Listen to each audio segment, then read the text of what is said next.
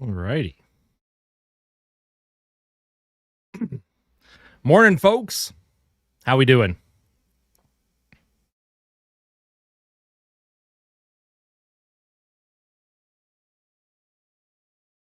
What is this commercial? What am I looking at here? Yo, what's going on, Zane? Fleecy, thank you for the $2 super chat. What's going on, Arthur? Casey, good to see you. How are we feeling today, folks? How are we feeling? Probably, a likely win for Canada, but goal differential is it really matters today. Goal differential is huge for Canada. All systems are go. I'm good, but so stuffy. Yeah, there's stuff going around, man. So many people are sick lately. It's brutal.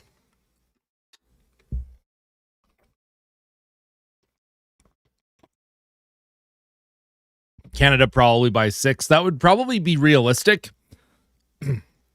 Canada plays to their potential. I could see this being a not very fun game for anyone cheering for Team France, but we'll have to see. You can't just assume or expect wins in this tournament. I mean, look at Italy in that game against Sweden, right? At one point, that game was tied, which is crazy. Feeling confident. Very nice. What's going on, Gordon? Good to see you again. Andrew.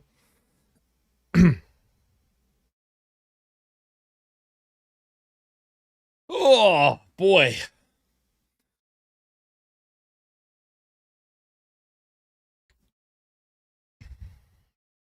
Wouldn't be surprised if France scores first. They've been getting gritty goals. That's true. Hey, who knows, man? Look at yesterday. Denmark against the United States. Shot from the red line, beat Jeremy Swayman. Like, it's just wild sometimes.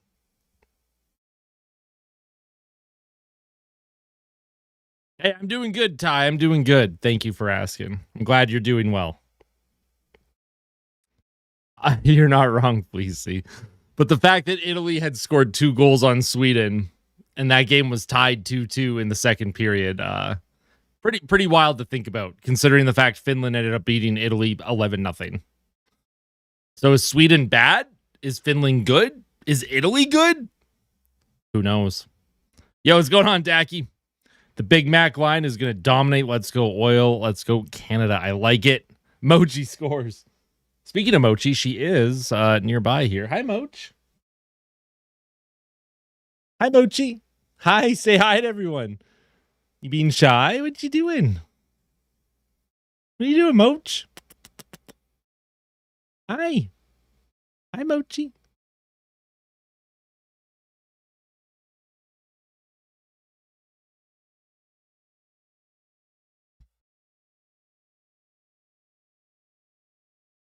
Oh, man, if I tried to put a jersey on any of my cats, they would probably freak out. I think the only one that would probably actually, not mind wearing a jersey would be Franklin. He's pretty chill. McDavid's inner anger will drive Canada to a win. What's going on, Jimmy? What's going on, Kyle? Good to see you again.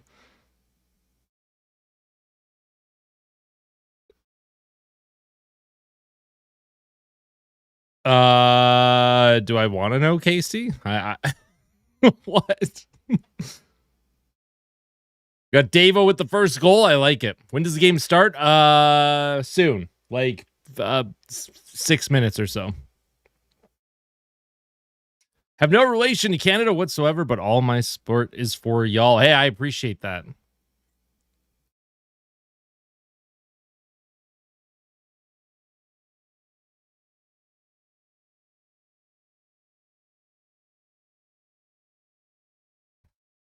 Never knew France has a hockey team. Yeah, they've been fairly competitive over the past, I don't know, I want to say 5 to 10 years, especially at the Worlds and stuff.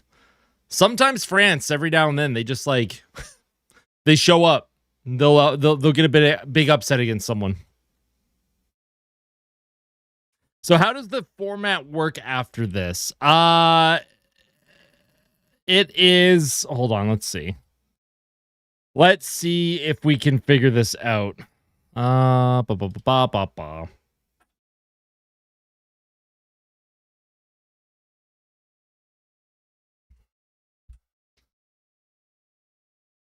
1 second. I will find it.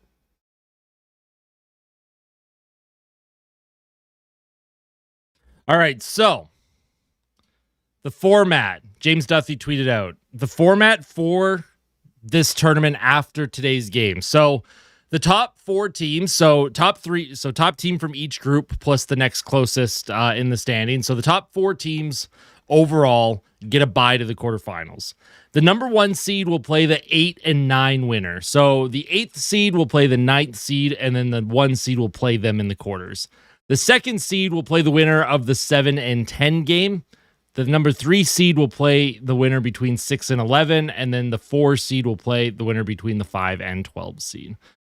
So you definitely want to be the first seed today because Sweden likely finishes 7th.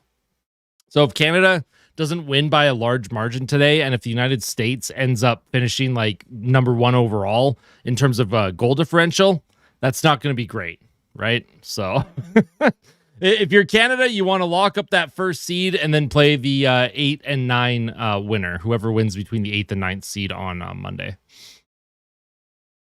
If that makes sense. I hope that makes sense.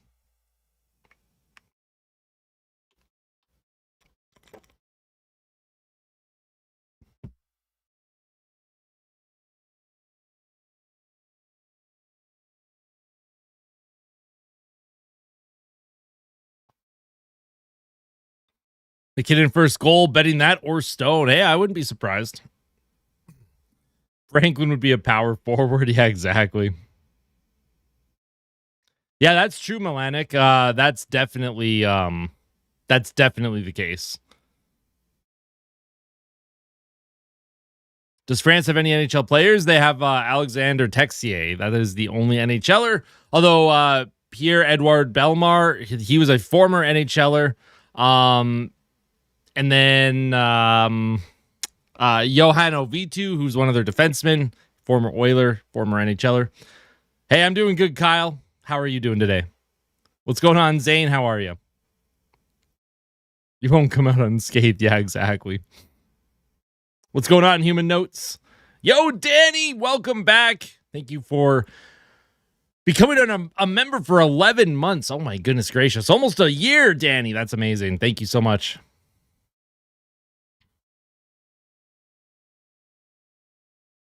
I hope so too, Dacky. And hopefully Dreisaitl's okay. Like the other day, they kept showing him on the bench, and he had an ice pack on his hand every time they showed him. I am very concerned about Dreisaitl's health in terms of his like hand. Clearly has some kind of hand injury right now. Who's in net for Canada? I do believe it is Jordan Binnington.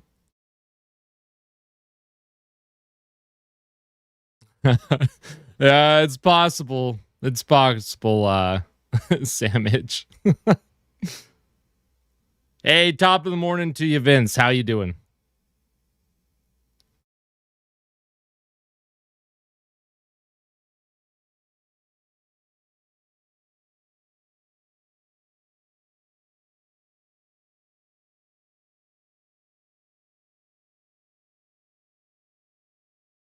Want McDaddy to get 5 points tonight? I just want to see Canada win by a large margin. Not because I'm an unsportsmanlike fan, but goal differential is important today because we have to assume the U.S. is going to beat Germany probably by a pretty significant margin. So Canada is going to have to win big today if they want to lock up the first overall seed.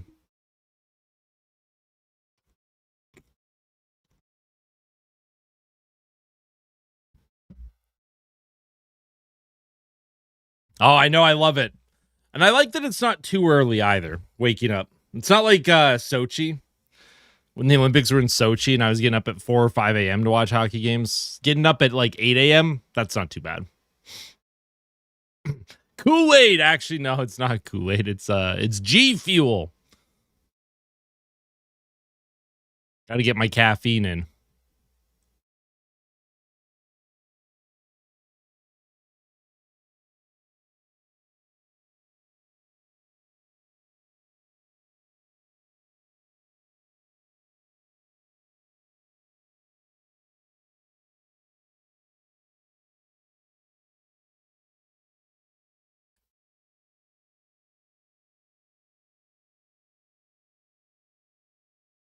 More chances of Calgary winning the Stanley Cup than France. I mean, technically, you're not wrong. Because France, I did not do the Germany Latvia game. I ended up waking up. I ended up watching the third period. All right, McDavid wins the face-off. Puck is sent up the ice. McDavid is going to negate the icing. Celebrini in on the forecheck early. And the Celebrini... Oh, Wilson's actually back with McDavid. They took McKinnon off that line. Interesting. Very interesting that Wilson went back onto that line with McDavid and Celebrini after McKinnon on that line was like really, really solid. Hey, what's going on, Alex? How you doing? Yo, what's going on, Everett? Good to see you again. I think that's what it is, Shelly. That game against Minnesota before the Olympic break. Hey, I'm doing great. I'm doing great. We are vibing today.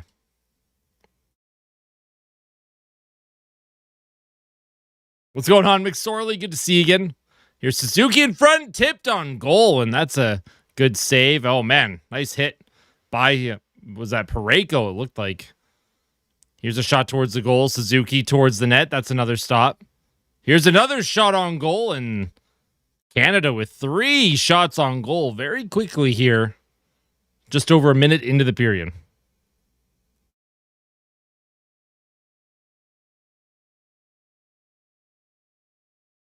Celebrini sounds Italian to me. What is that symbol on your hat? So this is a logo for a streamer that I used to watch all the time. His name was Raise Fire, or is. He still streams. He streams on Twitch. Raise Fire. He does like Mario speed runs and challenges and stuff. Here's the puck to the blue line. Doughty across to Sanheim. He'll give it to Crosby towards the goal. That bounces off a body and just wide. Canada continuing to apply a ton of pressure here. Oh, wow. What a touch pass. Here's a shot by Doughty in front, and Crosby can't come up with the rebound. Canada with good pressure here. They're really applying the intensity. Oh, I know, Vince. It's incredible. This hockey is just unbelievable. Oh, man. What a move by Perret. Puck sent around. France getting in on the forecheck now. Let's see how Canada defends while France is in on the forecheck. Puck along the half wall. It's going to be sent to the point. Here's a shot from France, and Jordan Binnington with an easy save. Who's on my jersey? There's no name on this jersey. It is just a blank Canada jersey.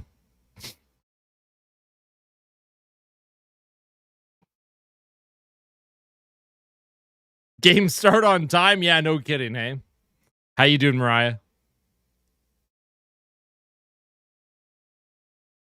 Or it's the Avs versus the kindergartners. Stanley's Cup. No hope. God, that episode, I remember the first time I ever saw that episode. I was in literal tears from laughter. France gets the puck up the ice. Centering attempt. Good stick by the Canadian defender. Did not allow a shot on goal. Here's Texier. He's gonna, oh wow, look at Texier. He almost got through on his own. Holy smokes. Hey, what's going on, Vince? How are you? I see you're using the emotes, the emojis for being a member. That is exciting. Here's a centering attempt. Celebrini can't get a shot off there.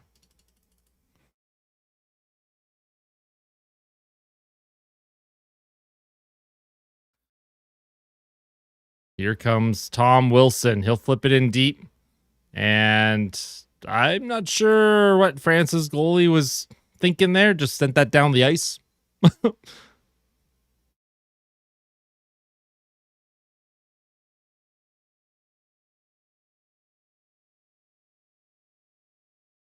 Was debating getting up for the Smash Fest, but watching this team move the puck like they do once in a lifetime. Yeah, exactly.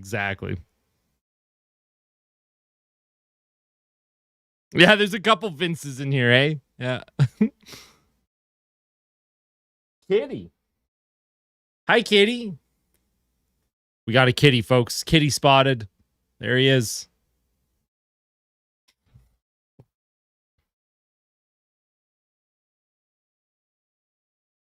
Puck goes behind the net. Canada can't come up with it. McKinnon in on the forecheck here against Trey. Suzuki can't grab it, and the puck is sent out of the zone. And here's Drew Doughty. And France is just not applying any pressure. They had 5 guys in the neutral zone. Here comes Marner. He's checked off the puck, and that's going to be skated up the ice. Here's Pierre-Edouard Bellemare. Here's a shot on goal. That goes wide behind the net. Yo, Nigel, welcome to the locker room. Thank you so much for the membership. Enjoy your emotes. Enjoy the other perks of being a member, including a badge next to your name, highlighted comments, and sometimes you get early access to videos too. Appreciate that.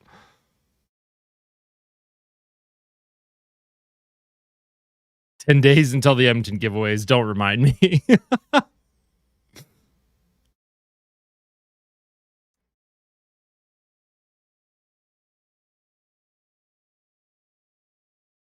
Hey, Janelle, how you doing? Good to see you again. Puck is sent around the corner here. Canada and France, it's kind of a holding pattern right now. There's not a whole lot happening. I also don't have much of a voice today, so if I'm not doing as much commentary, I just apologize in advance. What happened to Draisaitl? Well, he hurt his hand before the Olympics, and then yesterday, every time they showed Draisaitl on the bench, he had an ice pack on his hand. So there's speculation that he's dealing with some kind of hand injury, which is hopefully not too serious. That's horrible, Fleecy. Oh my God. Here's a shot off the faceoff and a good save. Here's Makar. He's walking the line, looking for a lane across the ice. Finds Seth Jarvis. He'll give it to Devon Taves. Makar holds the line, almost gave it away. Here comes Makar now, walks in with a shot, and that goes off the post. Man. Here's Horvat. He'll give it in front. Oh, man, a centering attempt. Jarvis was on the back door if that had gone in. Reinhart throws a hit. Shots are 5-2 Canada as they're getting in on the forecheck. Lots of zone time here. France, for the most part, doing a good job preventing anything from the inside. Oh, here's a nice pass. Wilson! Oh, Tom Wilson needed to put that on net. Here's Taves to Wilson. Gives it to Makar with a shot, and that's stopped by Junka.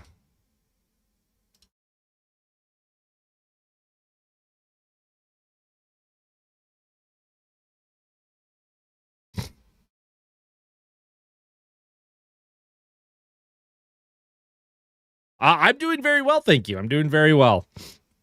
And hopefully I have more emotes on the way. I am working on some like actual custom emotes.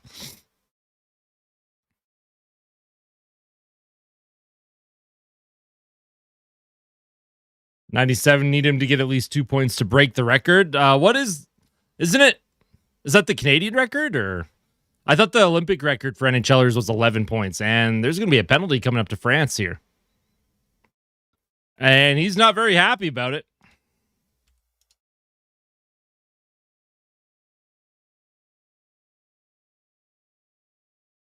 How do you get emotes? If you become a channel member, there's like 3 different tiers of channel member. I think the lowest tier is like $1.99 Canadian or something a month. It's just like an extra like incentive when you all support the channel. I've provided like custom emojis.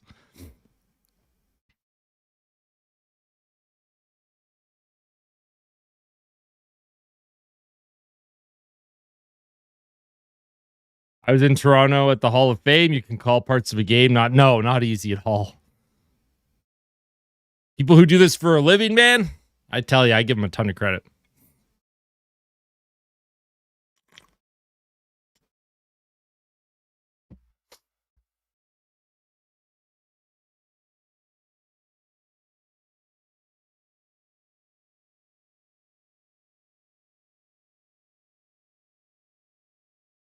You remember what I said yesterday? Whatever it is you think I said, I'm already on the defense here. I didn't say nothing. I didn't say nothing.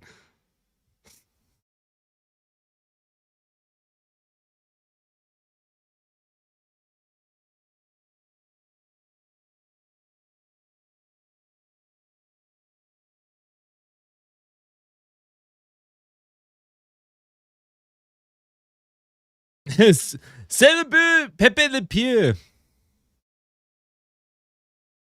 Et le but.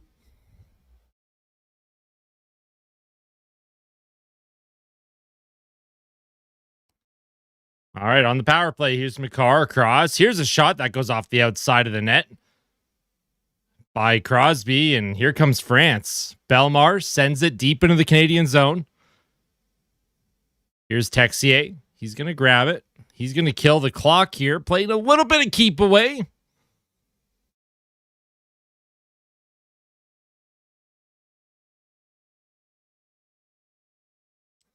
Here's Connor McDavid with a ton of speed here. Over the line, drops it for Crosby, plays it back to the point to McKinnon. McKinnon along the half wall. Oh, man. Could have called it slash on the France defender, but no worries. Here's McCarr. He'll give that to McKinnon across. Crosby in front, tipped. And it looked like McDavid fell into the goaltender there. No call. Puck is going to send down the ice. Binnington hangs onto it. McCarr drops it back for McDavid with a ton of speed. 51 seconds to go here in the power play for Canada. Here's McDavid. He'll send it to Crosby. Crosby to the point. McCarr to McKinnon. Left circle. McKinnon in front. Oh, Reinhart trying to come up with it. Here's McKinnon with a shot. Oh, and he hit the goalpost. Oh, my goodness. McKinnon had a wide open net. Offside on Canada. 24 seconds left on the power play. The puck is free. Oh, disque libre. I need to refresh on my French. I was in French immersion for 5 years in school, 6 maybe. I would like to get a bit of a refresher on Le Français. Well, I'd say France so far is surviving. The fact that their penalty kill unit was able to kill off this penalty. Marner does not have a goal, but he has a couple of really good assists. He's been dishing that puck. Here's Marner, left circle. Sent in front. Good shot and a good save on Horvat.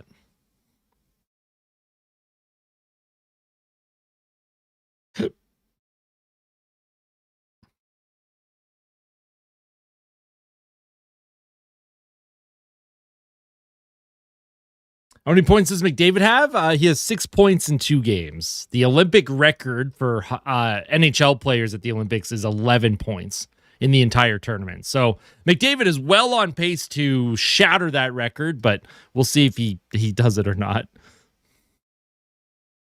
I'm sure McDavid doesn't care about the points. He just wants to win a gold medal for his country. Here's Celebrini, plays it to Tom Wilson. Here's a shot by Doughty towards the goal in front. McDavid almost came up with it. McDavid sends the puck down low. Here's Tom Wilson. He'll play it to the point. Shot by Doughty. Rebounded. Wilson scores. Tom Wilson makes it 1-0 Canada. A shot from Doughty. The puck came loose.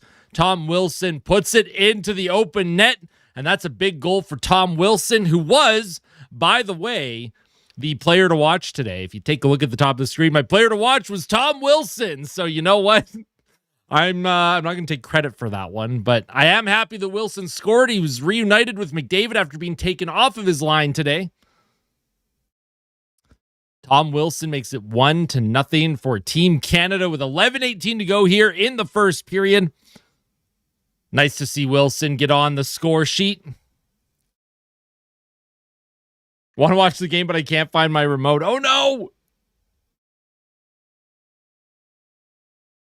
Off the face-off, France will send the puck in deep. Here's Colton Parayko. Oh, what a giveaway by Parayko. What am I looking at here? Here's a shot. Rebound in front, and they score. Oh, my God, Colton Parayko. Douay makes it 1-1. Can somebody tell me what Colton Parayko was doing there? Remember in my pregame report where I was like, I need Colton Parayko to make smarter plays with the puck. Oh, my goodness gracious, that's a horrifying giveaway. Oh, God damn, man. That's terrible, bro.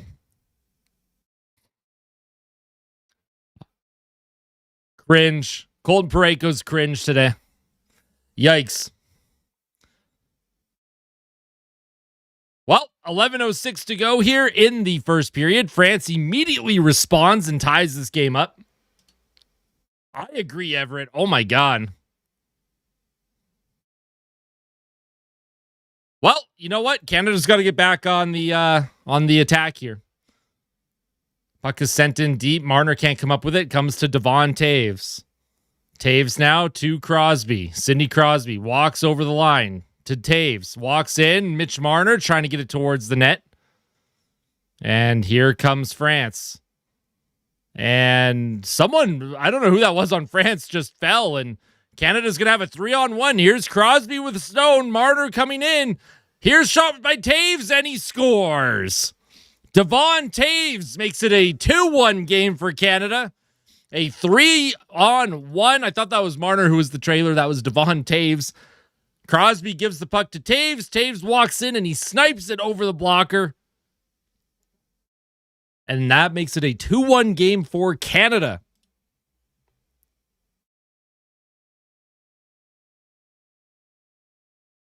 Oh, man. The French goaltender reacted kind of strangely.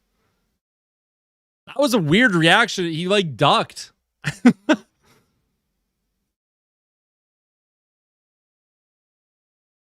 All right. 2-1 Canada. Good response after giving up a goal right after scoring their own. And who knows? Maybe we're going to have a crazy high-scoring game here. Could you imagine if this game ended up 9-5 or something just stupid?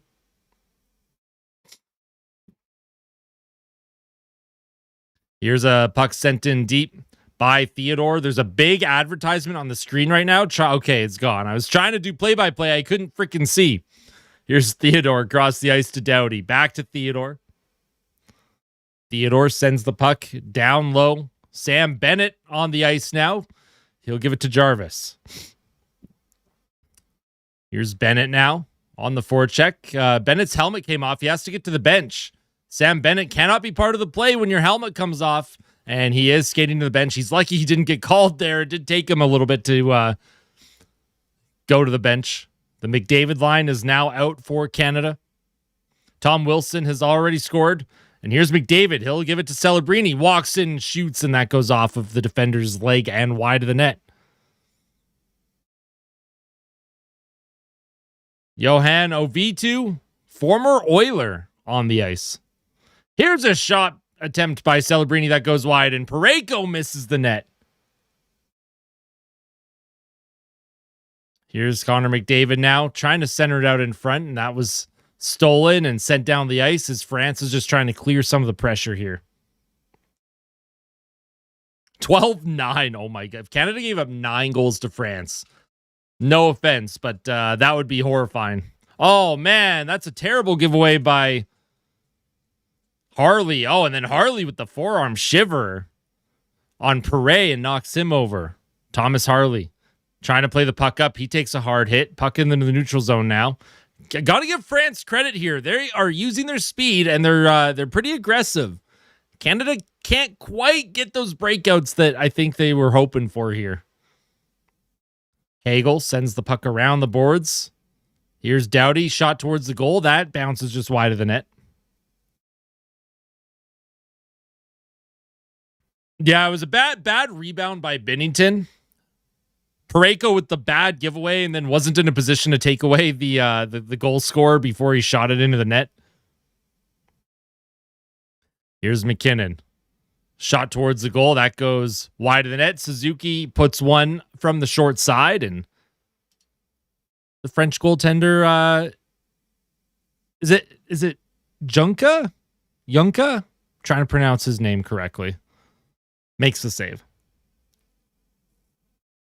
Yeah, France, they are 0-2 so far. They've lost both of their games in regulation.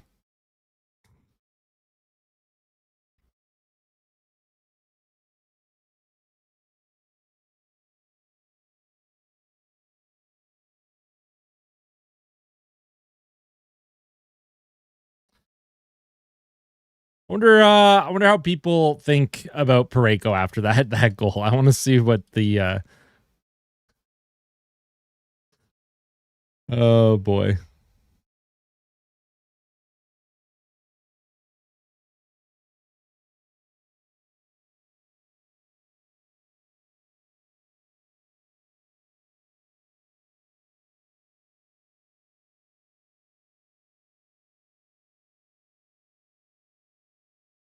If France won this game, they'd make a movie about it. I mean, yeah, I would not be surprised.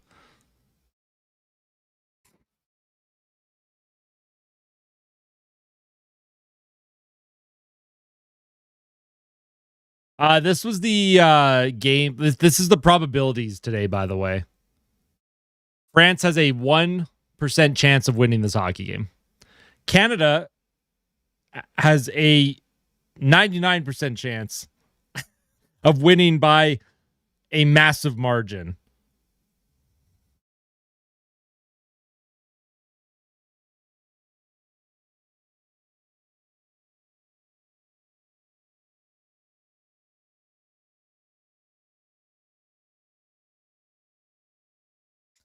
Here's the offensive zone faceoff. Sidney Crosby's out there. He loses it. Puck will be sent up the boards. Canada keeps it in. Here's Mitch Marner. He'll send it to Stone, and Junka makes the save. 12th shot on goal for Team Canada.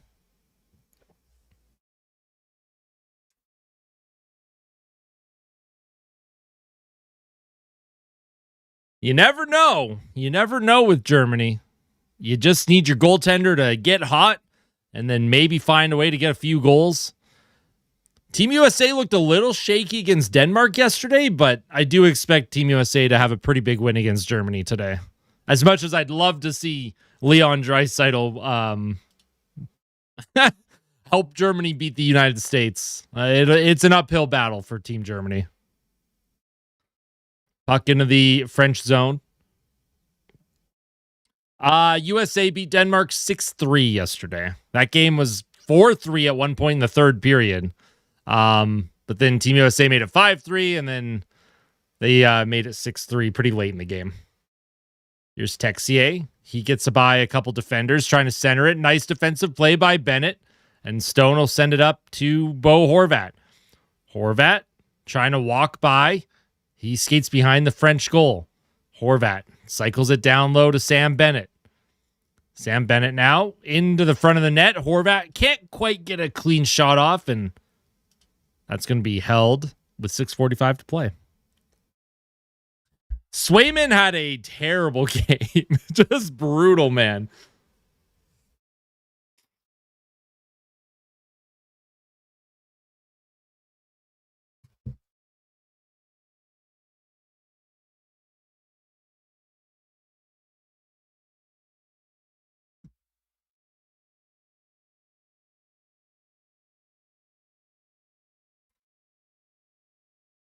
So yeah, Marchand not in the lineup again today for Team Canada, which is very interesting that Marchand has been sat for 2 games in a row now. I thought he played pretty good the other day against Czechia. Unless they're saving Marchand, a little bit of load management for the elimination rounds, I guess. And Reinhardt goes down. Jeremy Swiss cheese. Oh no, poor Swayman. Poor Swayman, man. Having a good year with the Bruins, but yeah, had an absolutely abysmal game yesterday for Team USA.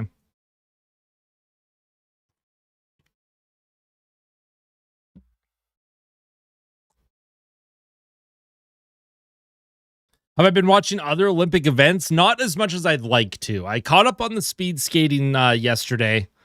I saw Canada won gold today in moguls, a moguls event. I haven't actually watched it, but I did see that we finally won our first gold. I've been watching a little bit of curling as well, but again, not as much as I usually do, sadly. Here's Connor McDavid. He's got some speed. He walks into the French zone. He'll play it to the point. Doughty across to Taves. Taves to Doughty. Doughty on his backhand. He'll cycle it down low. Taves leaves it for Celebrini. He can't quite come up with that. Celebrini almost it looked like he knocked his man down. Could have been called for a trip, but no call. Here's Tom Wilson to Devon Taves. Taves down low. Puck is going to go to the side of the net, and Junka's going to hang on to that for France with 5:30 to go.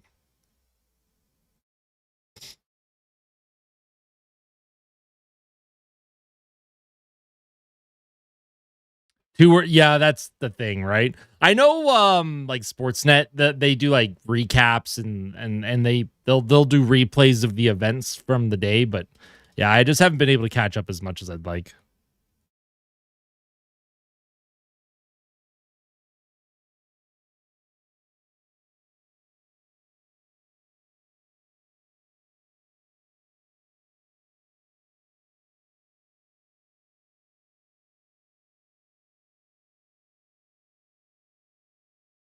$33 days until spring. Heck yeah.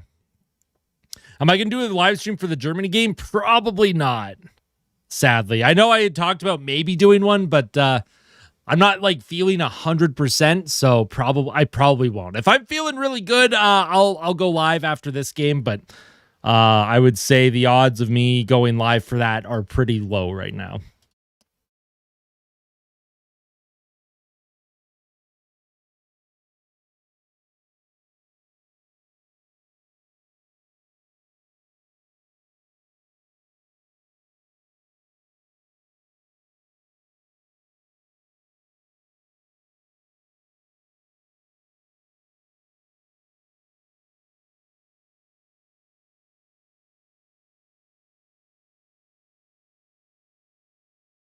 Oh, McDavid was credited with an assist on the first Canada goal, by the way. So he's now at 7 points in this tournament.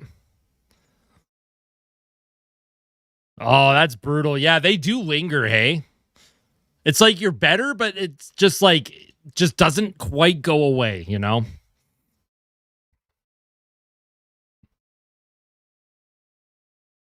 Shots are 14-4 for Canada. 5:20 to play here in the first period. The Canadian team will have their top line out still. 65 years older than me. Here's Cale Makar now. He spins away from a couple of checks, trying to keep that play alive. Nice job by Wilson. McDavid down low to Celebrini. Behind the French goal, he can't come up with the puck, and France will send it into the Canadian end. Nice job by Devon Taves, though. He cuts off that forecheck down the ice, not icing. Came in to say hi because I have math tutoring soon. Figure skating, Olympic results does not affect my mental health. That's right. Garlic pills. Do they make garlic pills? I mean, I cook with garlic all the time. Here's a play across the ice. Nick Suzuki trying to come up with the puck. He's tied up. Here's Belmar now. A little bit of miscommunication with his defenseman, though. And Canada, for a moment, keeps it alive. Here's Harley. He'll give that puck to Parayko, who had a bad giveaway earlier, leading to France's first goal of the game. But, yeah, this game is probably closer than people might have thought. I think with how these teams play, Canada probably should have a couple more goals here, but I hope Germany wins as well. I'm not banning anyone from the server unless they deserve to be banned.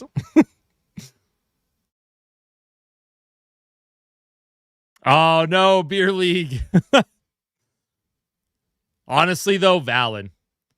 It's a Sunday morning. Let them watch their cartoons. Here's Marner coming in, and he had a chance to cut to the net. Oh, and here's Stone who stick handled himself into submission, went to the backhand, but ended up not even getting a shot on goal.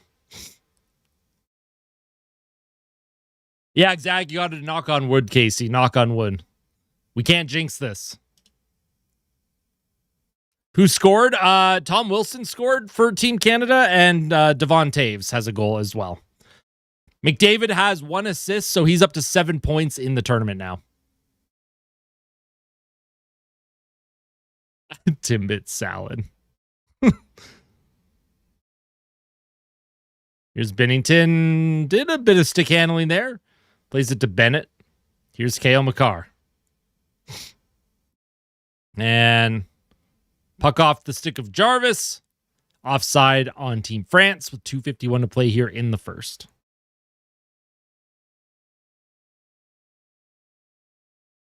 Yeah, Mark Stone, he's doesn't quite have much agility or speed out there, but you know what? I like him. I like his game.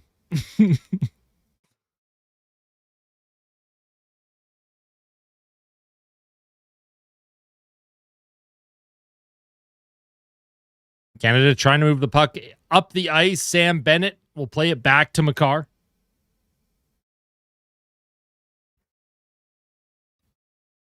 Here's France now. They'll send it up. OV2. Up the right boards. Sent in deep. Texier is going to chase after it. Puck is kept in. That looked maybe offside. France trying to get a shot on goal. They can't quite get there. And here's Seth Jarvis now. He'll drop it for McDavid. McDavid walks in, trying to send it across. Oh, Connor, you got to shoot that, man. You got to shoot that, Connor. I know you're looking for a play there, but Connor tried to pass it. Ended up getting no shot on goal. Here's Celebrini in on the forecheck. Just an absolute dog on the forecheck is Celebrini. And now you got McKinnon out there with McDavid and McDavid. McDavid and wait, I don't even know who's out there. Here's Celebrini to McDavid. Yeah, with McKinnon. Here's McDavid trying to center it to McKinnon. Here's Gallet. He'll send it in deep. Makar can't come up with it. And someone on Canada went down, and it looks like McDavid's going to go to the box here. That's a penalty against Team Canada. It looks like Connor McDavid's going to go for a holding. I'm not sure.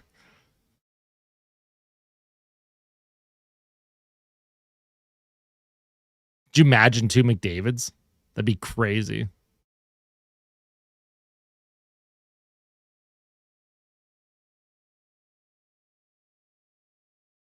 In my dream world, hey, if you play NHL, EA Sports, Sanheim is getting the call.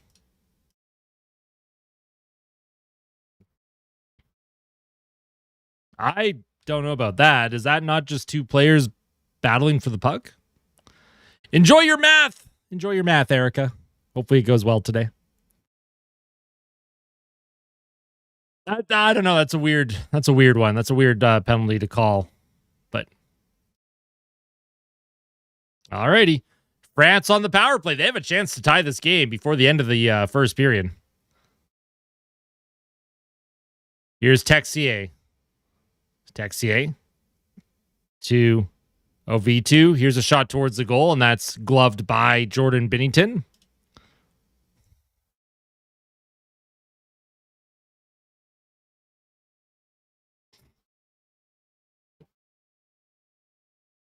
Exactly. Erica is going to survive math. She's going to do just fine.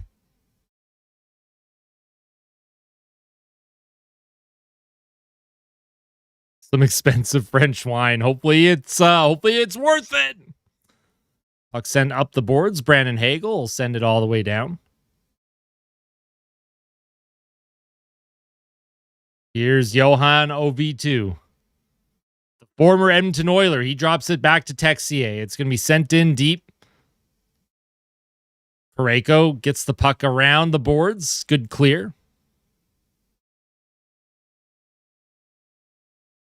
Here's OV2 now, trying to drop it back. DaCosta for France. 13 seconds to go. Trying to tie this game up. France in the middle of a change. Trying to grab it, and that's a terrible giveaway. And here's Mark Stone. He's walking in on a breakaway, and he scores. That is a 2-goal lead for Team Canada. A short-handed goal for Mark Stone. We were just making fun of his inability to have explosive speed with his skating. And he stole that puck, and he got by the defender, gets in, chips it past Junka on the breakaway. That makes it a 3-1 game. Stone he activated his nitro, man. Hardware check on Mark Stone. Finally found my remote. 3 to 5 business days to get down the ice, but always scores exactly. Nice job for Mark Stone. 4 seconds left in the period.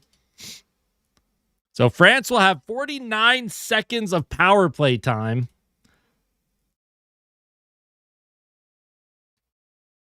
When the second period starts.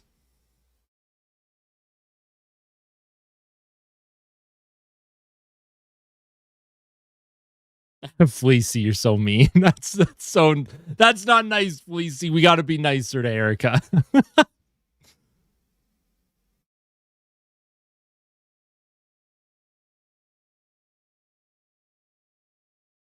All right, well, you know what? That's a good way to end the period, especially considering the fact that, this game, well, I mean, Canada had 17 shots. I would probably say 5 to 6 of those shots were of the high danger variety. Has anyone scored a hat trick shorthanded? Like all 3 goals shorthanded in a game? I actually have no idea. I'm going to say probably not. But there's like 120 years of National Hockey League history, so who knows?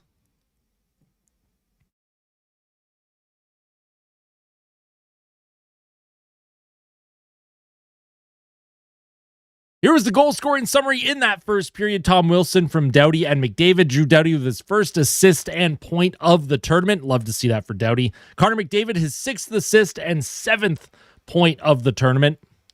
And then Douay ended up scoring literally, 13 seconds later off a horrific giveaway by Colton Parayko. I can't believe Evan Bouchard would be on the ice in that situation with the horrible giveaway. Colton Parayko could do no wrong, of course. Devon Taves made it. Well, I mean, Devon Taves scored less than a minute after Douay. That made it 2-1. Assist to Crosby and Makar. And then Mark Stone, unassisted shorthanded goal at the end of the period. Hey, what's going on, Kira?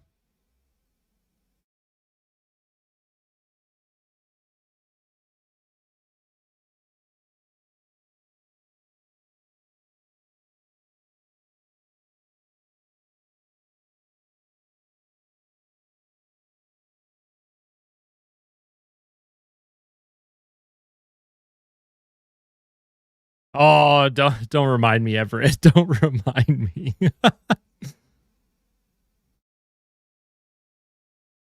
Fleury scored a hat trick shorthanded. Like all 3 goals came shorthanded. Yeah, I love Celebrini's play as well, Nathan. Absolutely. Oh, maybe you did block her, Arthur. That's okay. You wouldn't have been the first person to do that.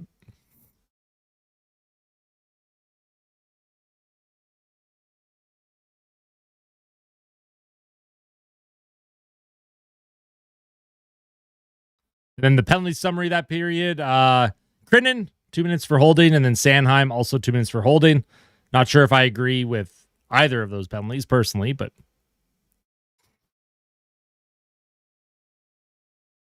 oh, Dave, that's come on, Dave. Marner's on our team right now. We got to support Mitch Marner. He's been making good plays. He's been moving the puck well. He's been finding guys open. A couple of assists in the tournament. I've been happy with Marner's game.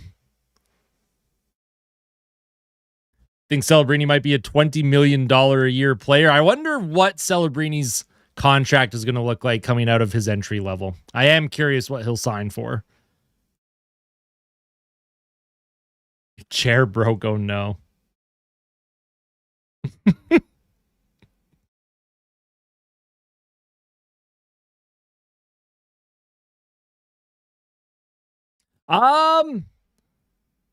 Normally I would be concerned too, Rex, but I do remember in 2014, which obviously has nothing to do with 2026, that Canadian team in 2014 in Sochi never once trailed. I don't think that team ever once trailed in any game. No. If you got a Celebrini jersey, you're just like, you're a hockey fan. You appreciate good hockey. You appreciate good players. I know there's Oilers fans that have Ovechkin jerseys and Crosby jerseys, and we just we have a lot of respect and love for players who are really good and who we like to watch. Having a Celebrini jersey does not mean that you would not be an Oilers fan anymore.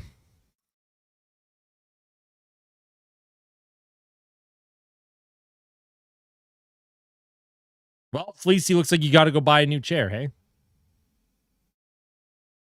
Exactly, Kira. Exactly. Nah, I wouldn't worry about it, Everett. I think if you were to go out right now and buy like a Nazem Kadri Calgary Flames jersey, maybe there's an argument to be made where it's like, that's kind of traitorous. Or if you went and bought like a Barkov Florida Panthers jersey, I'd be like, that team just beat Edmonton 2 years in a row in the finals. Maybe I'd consider you a traitor then. But like, I don't know. I think like a team like San Jose, they're pretty neutral. Celebrini is a player that we all love in Canada right now. So can I buy you a new chair, bro? Absolutely not. I need a new chair myself. I have to get myself a new chair before I can buy anyone else a chair.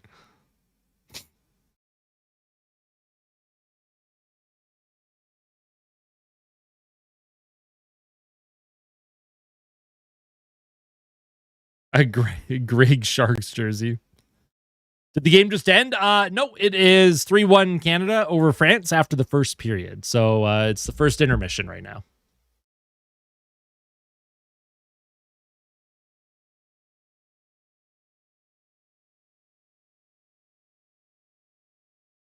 Not even in my dreams. Yeah, exactly.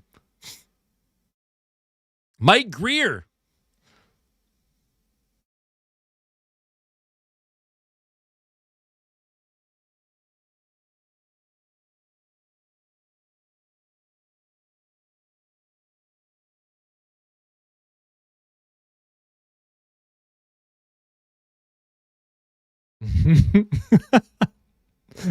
Sandwich. Oh my God.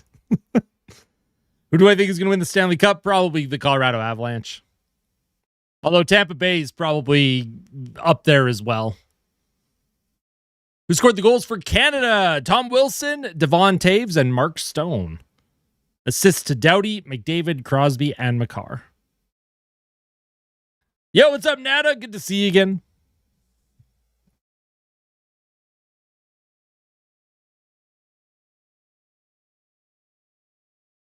What happened, Edmonton? What do you mean? They're still around. They're still playing hockey, just not right now because it's the Olympic break.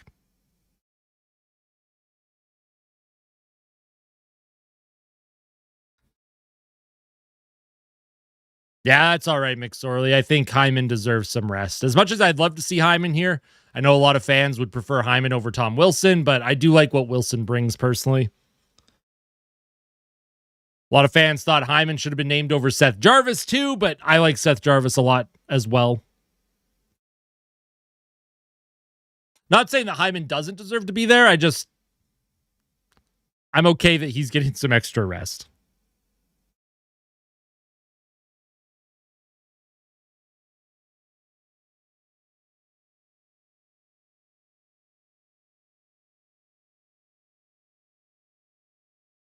We don't get slammed for expressing our individual opinions on all things Oilers. Well, exactly.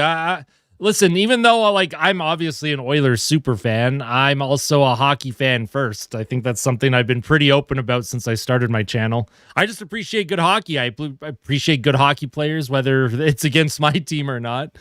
And I encourage everyone to cheer for who you enjoy as well. You all deserve that. Exactly. Ekholm getting a rest too is good. Man, if the Oilers could find a way to get Ekman Larson to Edmonton, oof. The problem is there's already a glut of left-handed shots on the Oilers' back end, so I don't even know how they'd make space. Hey, no need to apologize. You're all good. Welcome back in. Who's in goal today? It is Jordan Binnington.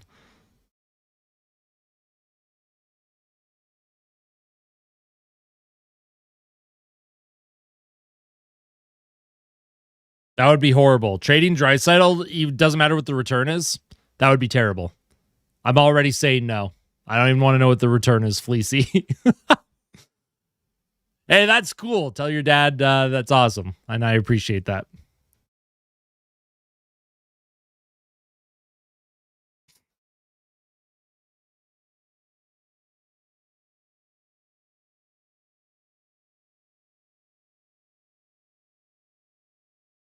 Exactly. I'm okay with Hyman getting the rest.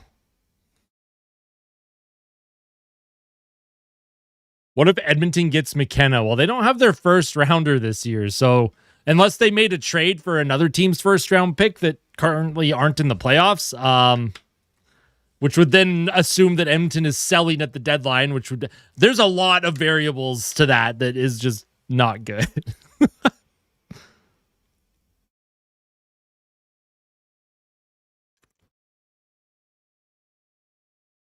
Listen, I love Nathan McKinnon, one of, if not the best player in the National Hockey League this season. I still wouldn't trade Draisaitl for him.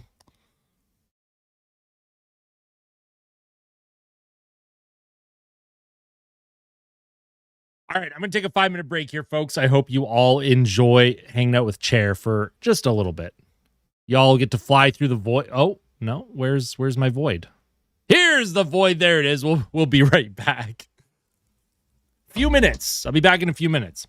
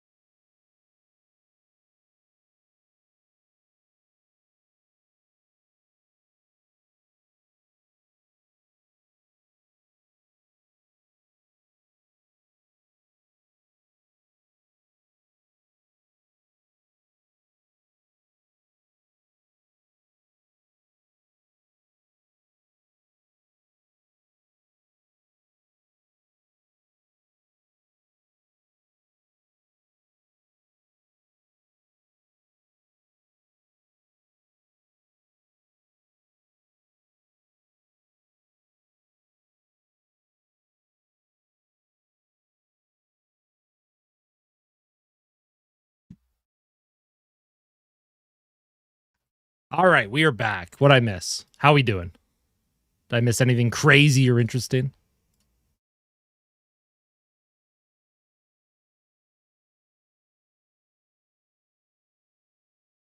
That's true, Kira. Blowouts are usually not very fun to watch.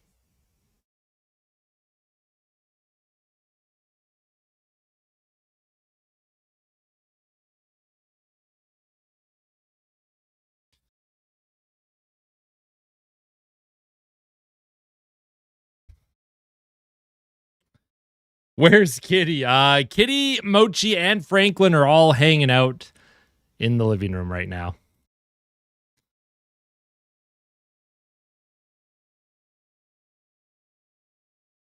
There's still 40 seconds of power play time here for Team France. For some reason, the power play or the penalty on the screen that I had on the scoreboard disappeared. 23 seconds left in the power play for France. Spinnington with a terrible giveaway. Here's a backhander towards the goal. That doesn't make it, and nice job by Canada. They'll clear it. Chair has spoken.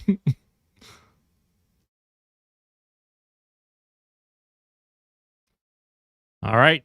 So Canada kills their first penalty of the game. France is down by 2 after giving up a short-handed goal late in the first period. Here's a shot in the high slot that goes wide. Alexander Texier, I think, is the only National Hockey League player on France. Pierre-Edouard Bellemare used to play in the NHL, but not currently. Same with Johan Ovitu, who's a defenseman for Team France. He used to play for Edmonton, but he's no longer in the National Hockey League either. Now Canada in on the forecheck after killing off that penalty, and Celebrini and McDavid just all over France today.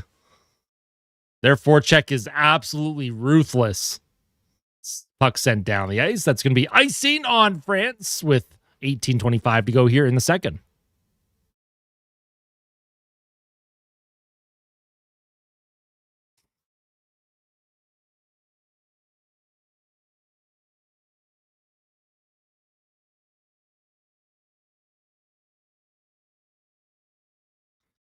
Yes, Bellemare did play for Colorado. Thank you for reminding me.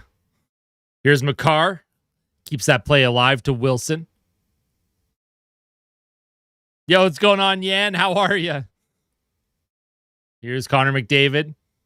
Down low to Tom Wilson to McDavid. McDavid trying to send it across to Makar. That puck deflects high. Not quite out of play, though. Could I imagine celebrating? Oh, man. It would be a dream. Here's Connor McDavid with speed. Here's Celebrini, drops to McDavid. McDavid into the middle. Oh, and Tom Wilson got a nice pass by Makar. I don't think he was quite expecting that, though. Here's Marner. Drops it for Makar. Makar towards the goal. Doesn't get it there, and France will try and get it up the ice. Douay, who scored, loses it. Makar has it again. He played up the right wing to Sidney Crosby. Crosby trying to get it into the middle of the ice. Oh, man, here's a giveaway. Mark Stone almost with a opportunity, almost with a gift goal, you might say. Puck around the boards. Theodore keeps the play alive. Crosby. Here's a shot by Doughty, and that goes wide. Mitch Marner gets tied up with his man. But no harm, no foul. 16:55 to play here. France trying to get a breakout going. They're having a little bit of trouble getting set up in the Canadian zone. Here's Doughty. He'll play it up the right boards. Stone lifts the stick of the French defender who tried to keep that play alive, so it is not icing. Yeah, great day indeed, Everett. Great day indeed. I appreciate that.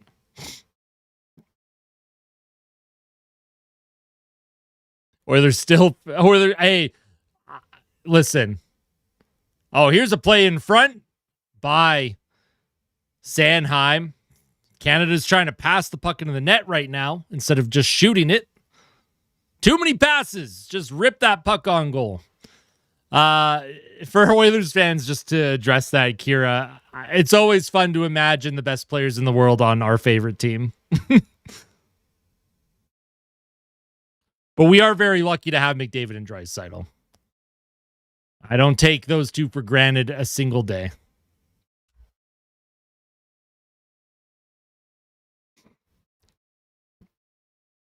Here's Harley now. Skated up the boards. Dumped in deep. Reinhart goes after it. Seth Jarvis also trying to come up with it. And Bennett in on the forecheck. Nice job by Canada to keep that puck alive. Reinhart to Harley. Harley towards the goal. Jarvis can't come up with it. Here's Shea Theodore now across the ice to Harley over his stick. Here's Reinhart trying to go short side, and that's stopped by Junka.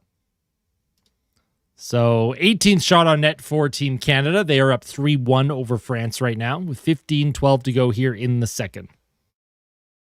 Yo, Adonis, good to see you again, my friend. How are you? A guy can dream, exactly.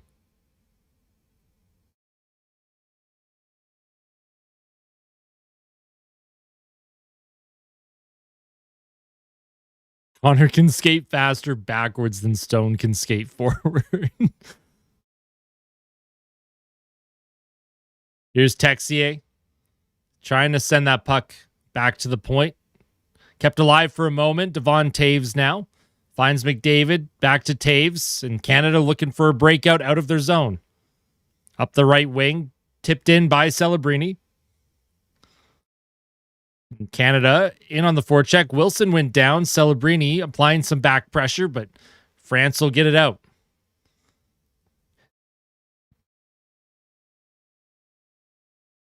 Up the right boards. France a little flip into the neutral zone. They couldn't get it in deep, though. Puck off the boards. Here's Celebrini.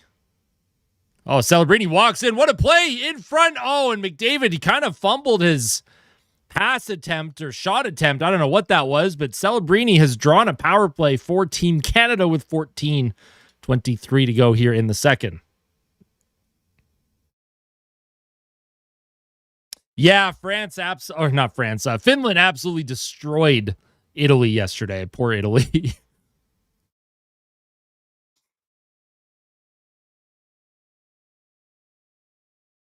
I don't think this is the same ice surface as the figure skating, but I could not tell you for sure. Hey, sounds good, Arthur. Thanks for tuning in. Appreciate that.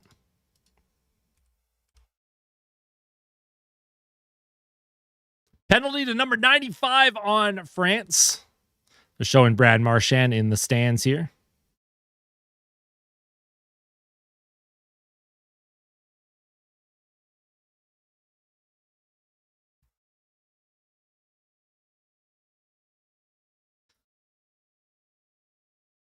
Top power play unit for Canada. McKinnon, McDavid, Crosby, Makar, and Reinhart. Crosby behind the net.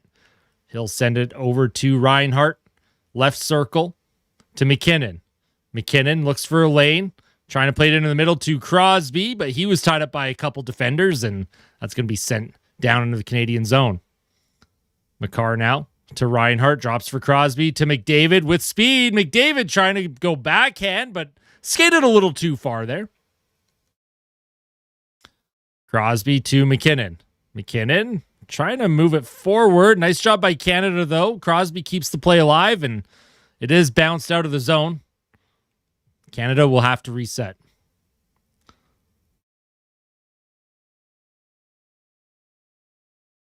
Here's Crosby now. Trying to drop it back. Reinhart can't come up with it, and France does a good job getting the puck out of the zone.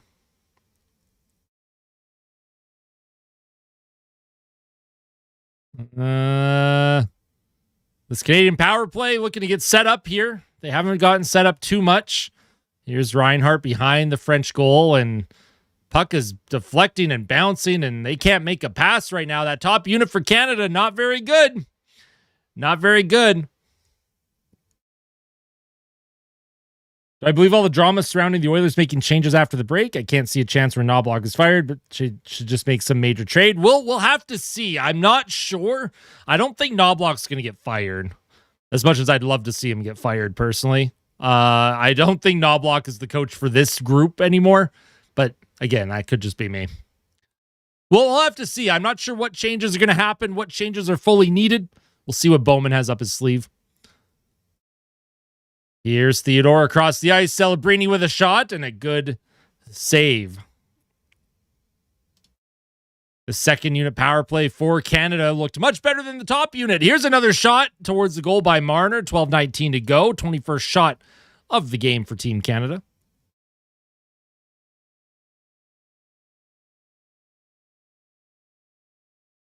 Yeah, Canada's passing a little bit too much. Look at who's Brad Marchand waving to.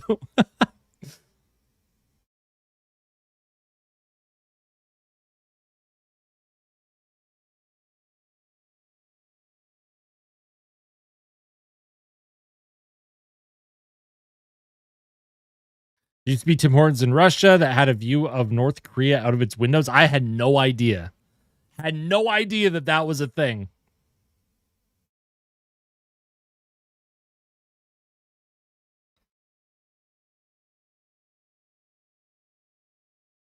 Yeah, Edmonton's in a weird spot this season, just touching back on your question, Adonis.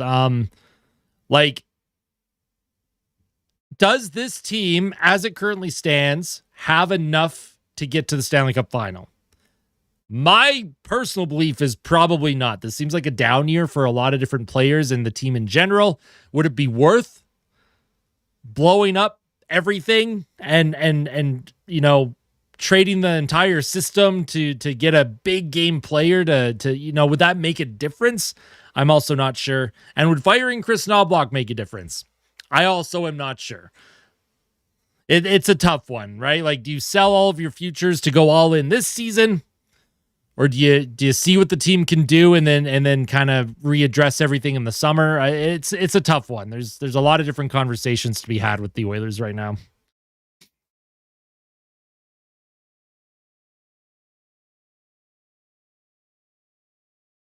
I agree. I agree with that, Adonis.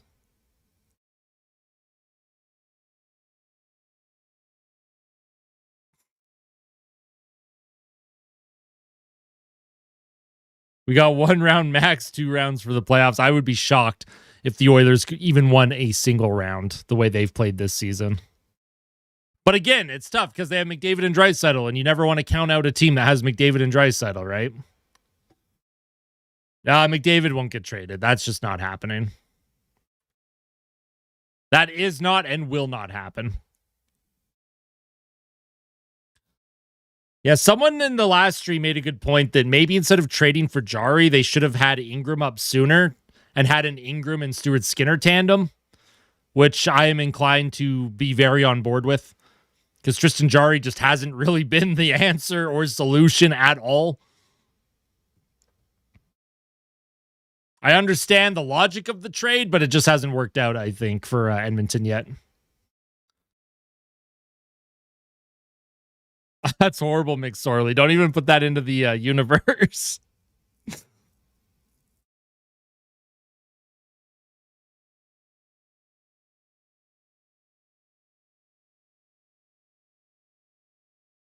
Yeah, that's true. It's tough because I feel like Bowman's made some like decent bets that just haven't paid off. And is that a player issue or is that a coaching issue or is it a combination of both? I haven't disliked some of the moves that Bowman has made because on paper they should have worked better than they did. So here's Connor McDavid, man, with a ton of speed. McDavid walks in, holds up into the middle, shot, and Harley is stopped by Junka. 23rd shot of the game for Canada. Celebrini trying to get the puck from McDavid, and Connor McDavid continues to make plays, and Canada just cannot bury their chances right now. Here's another giveaway. 2-on-1 with McKinnon. Walks in across the ice. Oh, and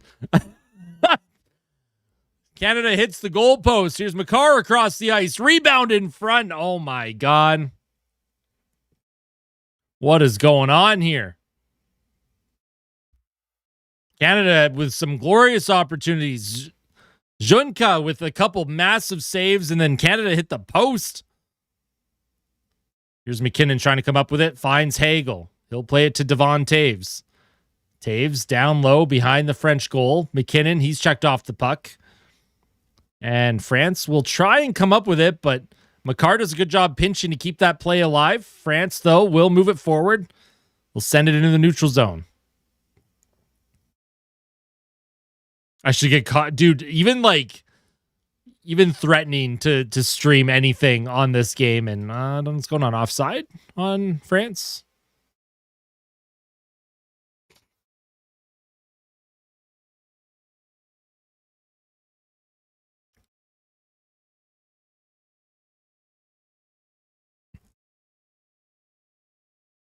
I love Podkolzin as well. Oh, yeah, that hit the outside of the post. I thought Junka made the save on that 2-on-1 with McKinnon. Brandon Hagel ended up hitting the post on that shot. Shaking off the bad luck before the elimination games. I hope that's what this is. I think Kapanen's been good for the most part. He's been pretty consistent. Kapanen's issue, obviously, is just injuries, trying to make sure that he stays healthy.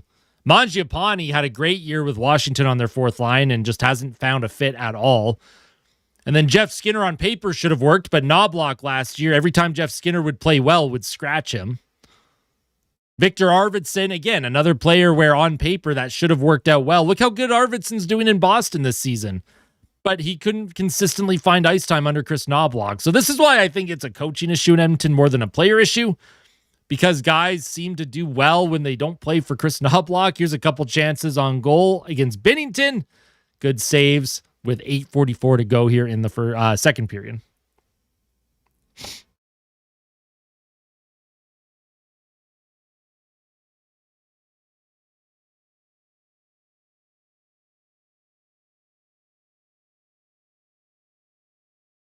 Trent Frederick, obviously the high ankle sprain bothered him last year, but this season I couldn't tell you. The player that Trent Frederick is in Edmonton is not even close to what he was in Boston. I watched Trent Frederick for years with the Boston Bruins, and it is night and day difference between how he plays in Edmonton and how he played in Boston. Some of it, I think, is fit in the lineup. Some of it is coaching, and some of it is honestly just the player. The player's just not performing the way he should.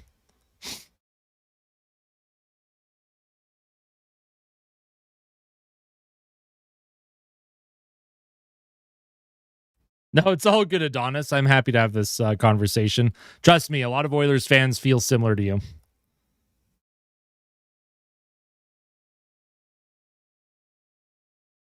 Just got to say, this French goalie needs a shot in the NHL. He's doing amazing. He is playing very well. He is keeping France in this one.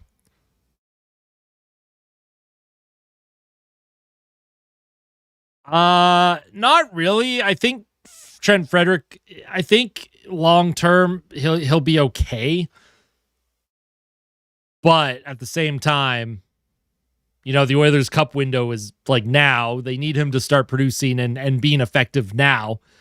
And my issue isn't even like, if you're not scoring goals, that's one thing, but what are you doing? If you're a player and you're struggling at producing points, okay, that's fine. But what else are you doing? Are you hitting? Are you being effective on the forecheck? Are you being a menace after whistles? Are you asserting your physicality? Can you penalty kill? Like, what are you doing when you're not scoring goals? Trent Frederick, he's not doing a whole lot. And know who also is doing literally nothing? It's Matthias Janmark. That guy has got to go, man. Edmonton has to put Janmark on waivers. I am tired of that.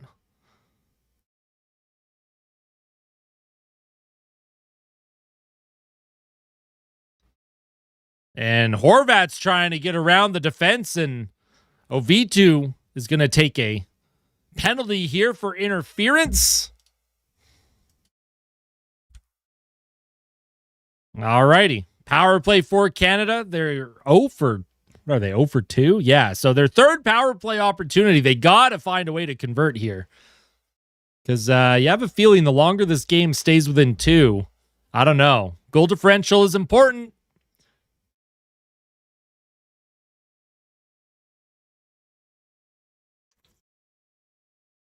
I know Janmark's good in the playoffs, but Edmonton this season might not make the playoffs. They need players who can play right now and help them get to the playoffs first.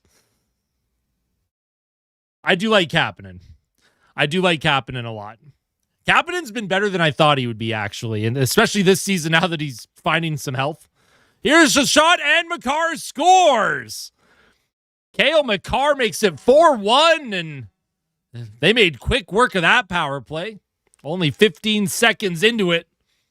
Cale Makar with his first goal of the tournament.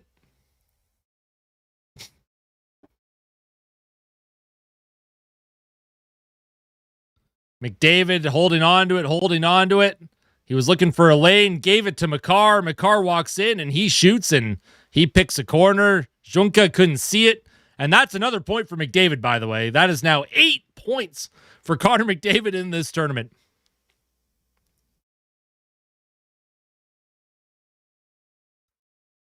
Just came from watching cricket. Hey, that's exciting. How was the cricket? How was the cricket match?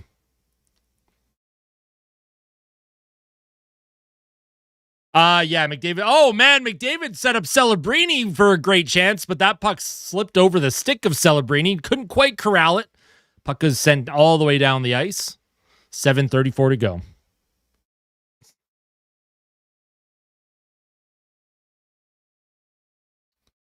They do players of the game, and I think they do like player of the tournament, like near the end.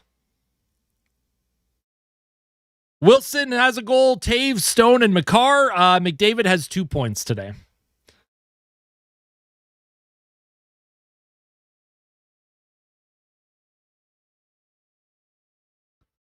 Kept alive by Celebrini. Hey, I'm doing good, Katma. Good to see you again. Hope you're having a wonderful day. Here's Drew Doughty now. Canada on the forecheck. Here's Celebrini. Trying to play it down low to McDavid behind the French goal. Here's McDavid on his backhand, looking to set something up. Finds Doughty across to Harley. Look at this overhead camera flying around like a helicopter. Macklin Celebrini finds McDavid. McDavid makes a good move, centering it out in front, and a good save on Tom Wilson. Wow, what a save. My goodness gracious. Celebrini across the ice, trying to find McDavid again. This McDavid, Celebrini, Wilson line doing a lot of work in the offensive zone. Almost converted on another goal. Here's Harley now. Harley to Celebrini with a shot, and that's stopped by Junka. No, Doughty's been good. I've been happy with Doughty. He's steady Eddie, right? I think Drew Doughty knows at this stage of his career he's not going to be relied on for a lot of offense, and he's not trying to do too much. He's simplified his game, and that's all you need sometimes. You just got to have a simple game.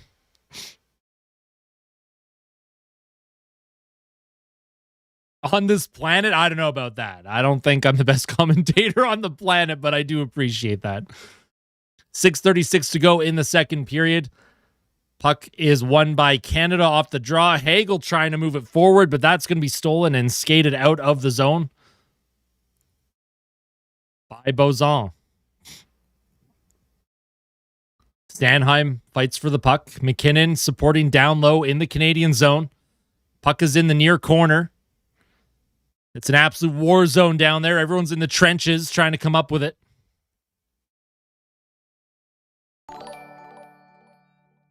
Yo, Mesmer with the $27.99 super chat. Holy smokes, Mesmer.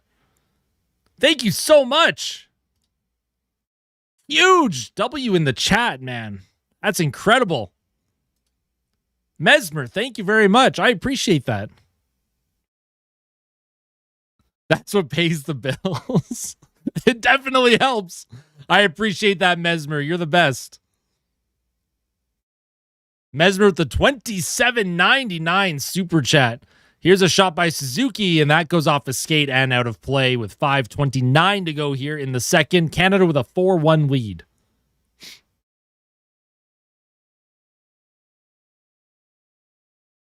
Canada will win by a touchdown and a field goal, maybe just a touchdown. But again, France's goaltender has been pretty darn good.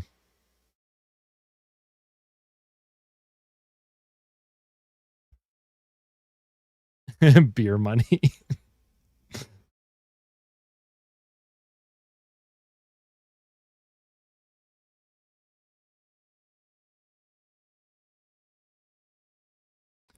Yo, Fleecy with the $2 super chat. Thank you very much, Fleecy. I appreciate that.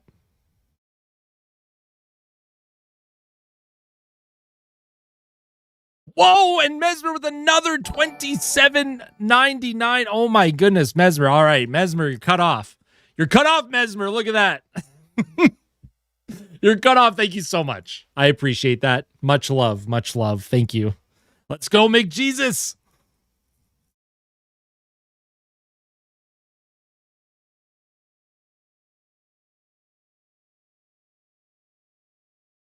McDavid with another 3 points. McDavid is currently at 2 points in this hockey game. So he's at 8 points in the tournament so far in less than 3 games played, which is unbelievable. He is tracking to shatter the all-time single points record in an Olympic Games since National Hockey League players were brought in. Everett with the $2 super chat. Bouchard should be here. I'm with you. Free Bouchard.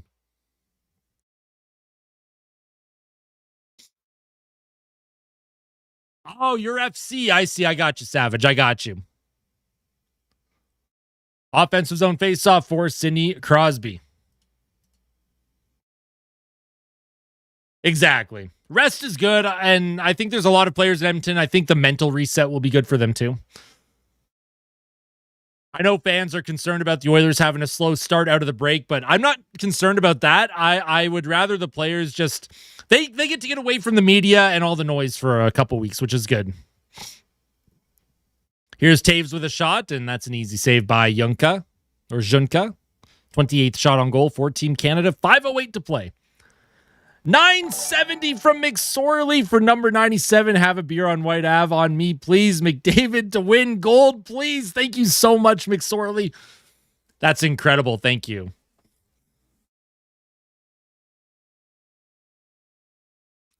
$970 for number 97. Let's go. Appreciate that. You're the best. You're the best, McSorley. You're the best. Much love. The support from the community, man, unbelievable. I couldn't thank you all enough. Do goals matter in this tournament? Yes, they do. Goal differential matters in terms of like placing and seeding in the standings.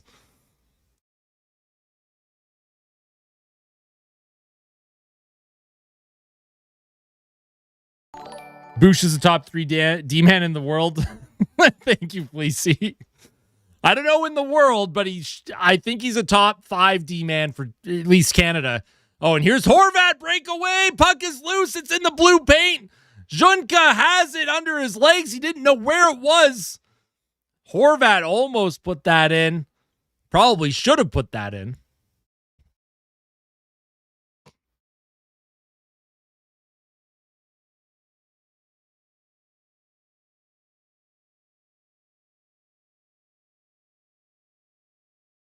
I did see that, Colby. I did see the curling the curling drama.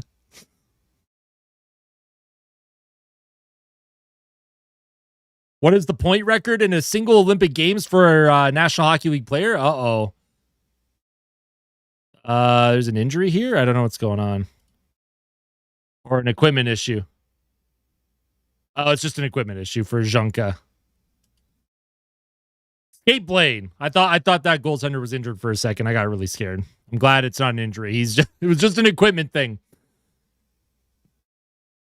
The point record is 11 points. Sorry, I got distracted.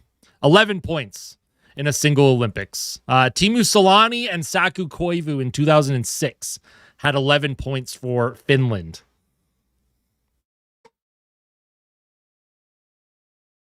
They might not, but we have to remember this is France that Canada is playing. I will reserve more judgment once we get into the elimination and or medal rounds here. Not in one game, no, in one tournament, in one single tournament. It was 11 points. I did see that. Yeah, it was in a Moguls event. Canada won gold. Here's a giveaway. Here's Horvat walking in across the ice to Bennett, and that puck bounced over the stick of Bennett. Puck comes back to Horvat, sends it into the middle. Puck deflected all the way down the ice. Not icing, though, with 3:45 to go here. McJesus, I mean, he's on pace. McDavid's on pace to shatter the Olympic record here for points in a single tournament. Speaking of McDavid, that line is out now.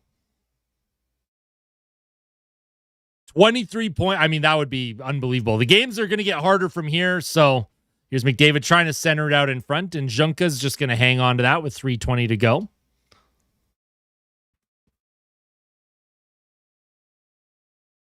Yeah, McDavid is at a point per period, isn't he? He absolutely is.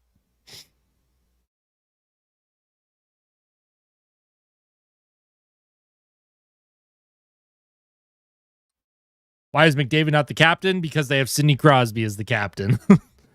Until Sidney Crosby hangs up the skates in his career, he will always be the captain for the national team, which makes sense.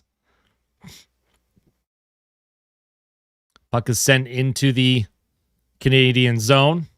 It's going to be moved up the ice, though. Here's Nathan MacKinnon. MacKinnon stops up, sends it across. Tip in front, rebound. And the puck is sent down into the Canadian zone. Here's Binnington. He'll play it to Harley. Harley up the middle, and here's Celebrini. He's on a breakaway. Oh, and he's hauled down, and that's got to be a penalty shot, right? It is going to be a penalty shot. Macklin Celebrini is getting a penalty shot here for Team Canada. Let's see if he ends up scoring on this. Let's see if the kid. Come on, Celebrini. Celebrini's getting a penalty shot. He had a breakaway and he was hauled down.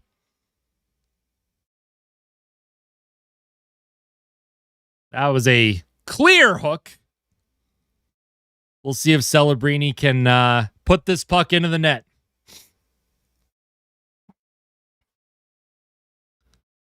Here's Macklin Celebrini.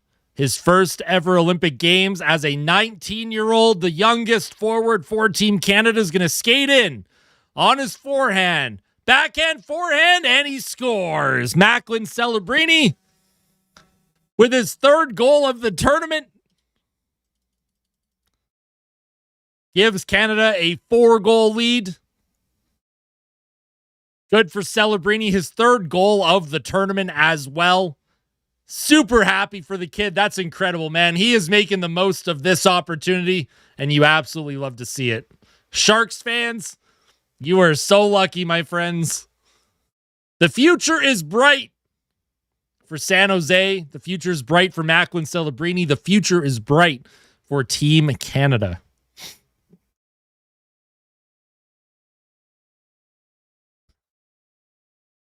Off the offensive face-off, or not offensive draw, but just the neutral zone face-off. Puck is going to get deflected into the Canadian zone. Binnington skates out of his net with it, plays it to Devon Taves. Here's Crosby now with a high flip. Stone trying to come up with it. Stone does steal it. Here's Crosby now. Puck into the... Oh my God, what is that? Sidney Crosby scores possibly the ugliest goal in the history of hockey. He tried to send a pass across the ice that went off of a defender's leg, and then it just trickled into the net. Crosby, of course, with the very serious celebration. No sense jumping around anymore. It is 6-1 for Canada, and you knew the floodgates would eventually open, considering the chances they had earlier in this game. That's super unlucky for Junka as well. Crosby trying to play it forward, and that's just, yeah, that's unfortunate. That's such an unfortunate goal. It was a good defensive play by Fabre, and look at Junka fucking eyeballing his defender down. Sorry, I didn't mean to swear. My apologies for the F-bomb. Oh no, that's horrible. Just pretend I didn't swear there. If you're not used to me swearing, I do apologize. If you're a parent who lets their kid watch me because I don't swear usually, I do apologize.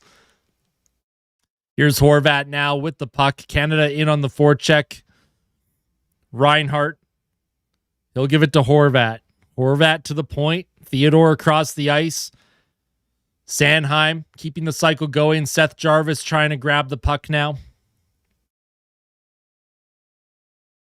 Puck still loose. Jarvis can't quite come up with it. Nice job. Nice activation. Canada keeps it alive. Here's a play in front. Shot goes off of a leg and wide. Canada continuing to come up with it. And yeah, France is definitely rattled now. But this is huge for Canada in terms of goal differential.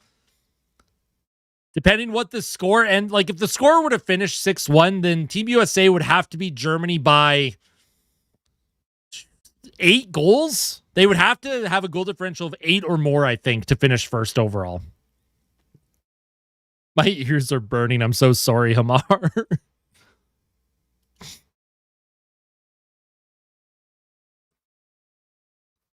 Puck along the half wall. Puck comes to Connor McDavid with speed, trying to poke the puck forward, trying to sneak through, trying to grab it. He's rubbed off the puck along the boards. Dries Germany beat USA tonight? I think that's wishful thinking. I'd love to see an upset for Team Germany, but I think realistically, that's not going to happen. Here's Celebrini trying to center it in front of the goal. Team Canada continuing to apply pressure, but that puck does come into the neutral zone.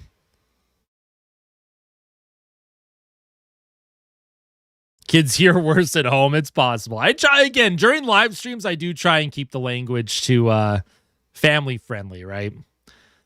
I am also used to just swearing a lot before I had a YouTube channel. So every now and then it does come out.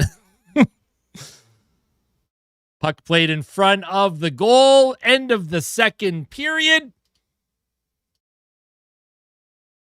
As we will head to the third with Canada up 6-1, 3 goals on 16 shots in that second period. A penalty shot goal for Celebrini, his third goal of the tournament.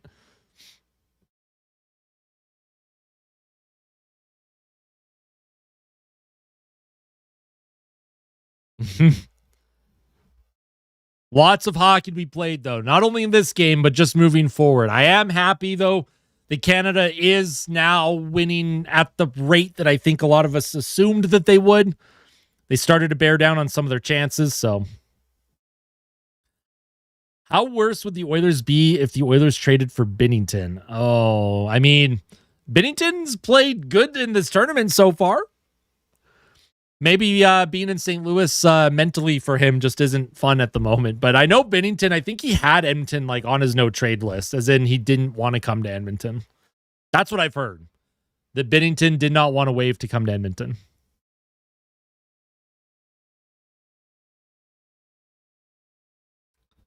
Honestly, that's probably true, Kira. That is probably true.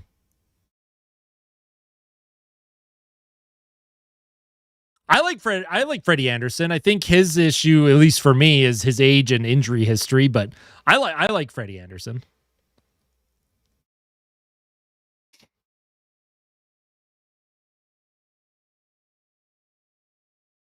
It's hilarious when a guy lets one go every now and then, right? Especially when most of you who tune in are not used to hearing me swear. So, especially when it comes across as so casual too. It literally was just a slip of the tongue. Did not mean to. But Canada's up 6-1. 3 goals in the first, 3 goals in the second. The goals for Canada: Wilson, Taves, Stone, Makar, Celebrini, Crosby. 6 different goal scorers for Team Canada. If we take a look at the points, Crosby has 3 points. Stone, McDavid have 2. Celebrini, Wilson, 1 each. And then when it comes to the defense, Makar has 2 points. Taves and Doughty each have 1. Binnington, 6 saves on 7 shots. The whole 6-7 meme, please don't do it. I will ban you. Nah, I'm just kidding. Penalty summary. France took 3 penalties in that period. The Canadians only converted on, well, I guess 2. Sorry, they took 2 penalties and then 1 was a penalty shot. So Canada's 1 for 3 on the power play. France is 0 for 1. Shots that period 16-1 in favor of Canada, 33-7 overall in this hockey game.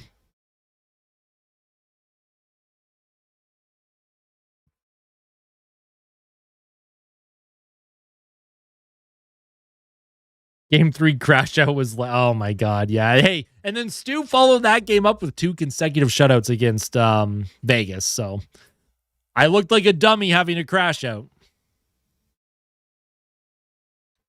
You think after the end of the Olympics and Canada wins gold, McDavid should be the MVP? That is way too far to think about. And I can't answer that because I don't want to put anything like no bad juju, right? I'm a little superstitious about that stuff. But so far, it's looking good for McDavid's production, and it's looking good so far. But there's a lot of hockey to be played.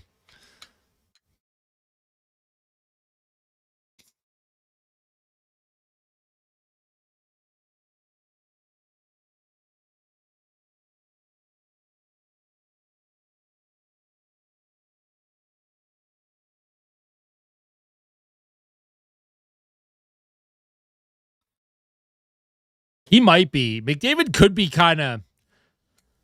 Now it's funny because like he could be holding himself back, which is funny because if he is, he's still producing at an absolutely unbelievable historic clip right now. But he's probably got a lot of energy in the reserve tank for the medal rounds.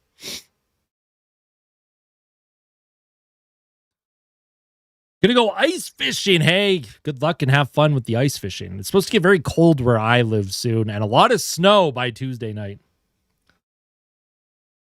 Yeah, McDavid, he does, right? Remember when he scored 64 goals in 1 year for Edmonton? I'd like to see him do that again.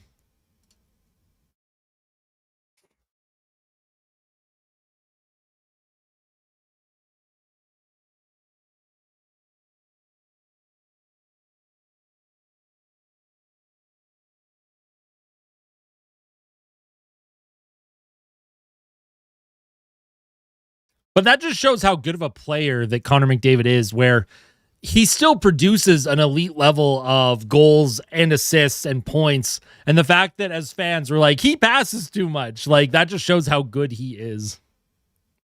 Go Canada, go, says Wayne. How you doing, Wayne? This is probably Crosby's last Olympics. I highly doubt he'll still be playing in 4 years, but you never know. You never know.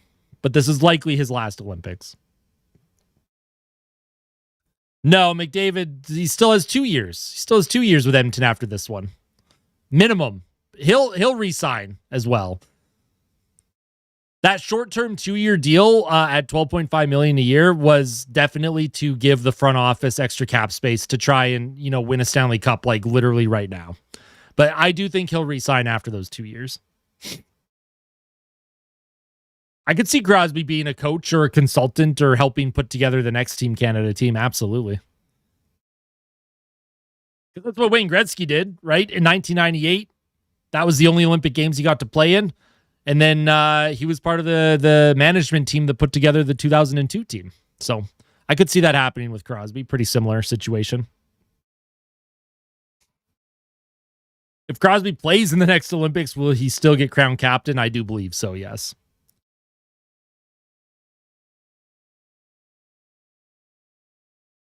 Well, not quite. That cap savings is gonna kick in next season. Next season, like this summer, will be very telling what the team does because they have a decent amount of cap space this summer coming up.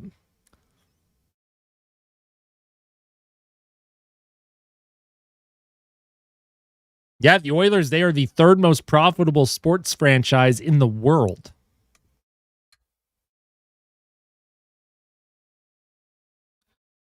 I think so. McDavid, I think, is tracking to be a 2,000-point player in his career.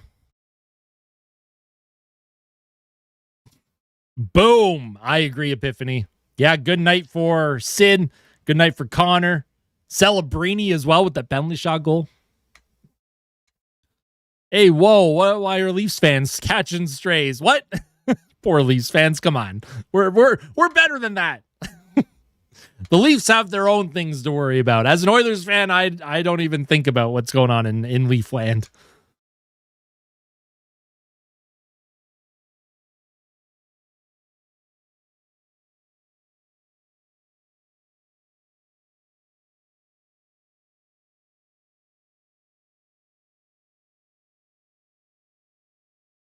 Yeah, McDavid so far having an unbelievable tournament. He's really embraced this moment for Team Canada, which is good to see. I think so, Epiphany. I think so. I think you're right. It is possible, Kira. I do think the Oilers make the playoffs, but there is a possibility that Montreal is literally the only Canadian team that makes it. That Montreal team is so much fun to watch, though.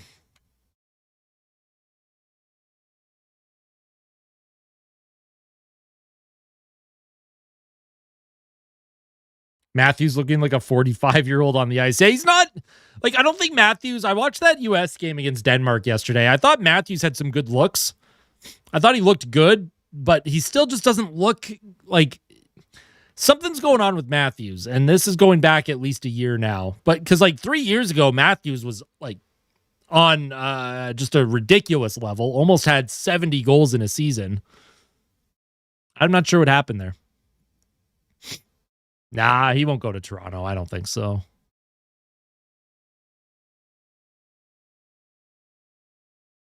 Yeah, I think so, Colby. 100%. I'm not sure why Marchand's sitting this one out again. I don't know.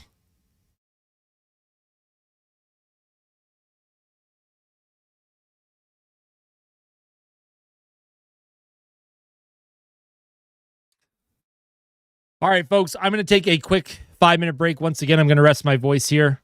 Y'all get to hang out with Chair for a little bit. And maybe when I come back, we'll have a Franklin to say hi to. Maybe I'll bring Franklin into the office to say hi to everyone before the start of the third. I'll be back in a few minutes, all right? I'll be back in a few minutes. Hang out, get some water, stretch the legs.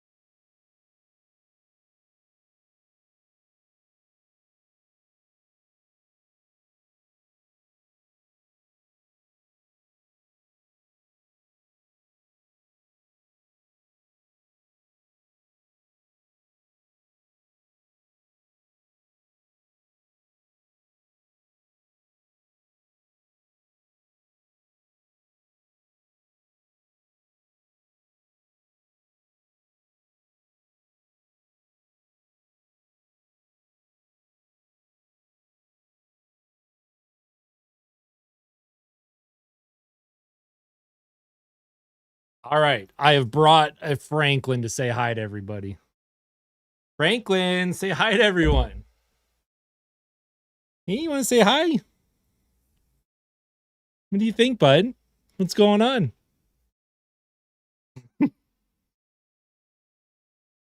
He's camera shy. He doesn't want to look. Everyone watching, turn around.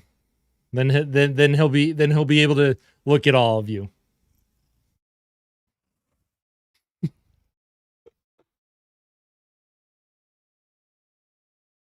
Hi, buddy. Hmm.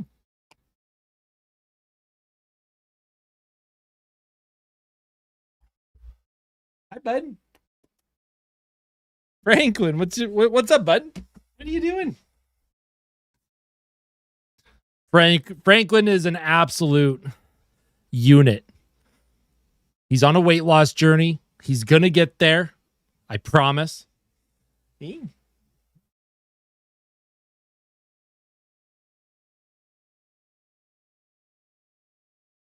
Hi, buddy. What are you doing? Franklin.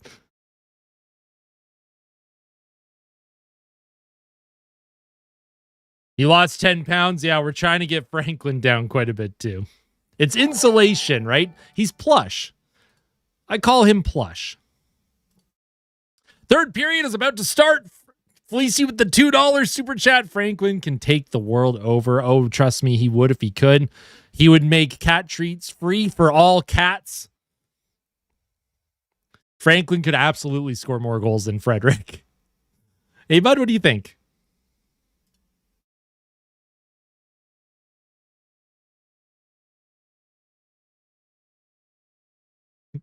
He's so funny.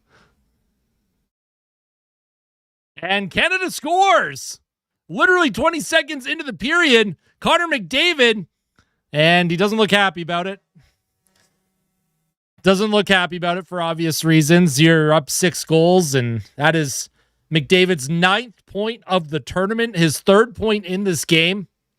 My goodness, Connor McDavid. McDavid with speed, with Celebrini. Nice goal for McDavid. And a nice pass by Celebrini there. Wow. Yeah, there's just nothing France can do, man. McDavid's.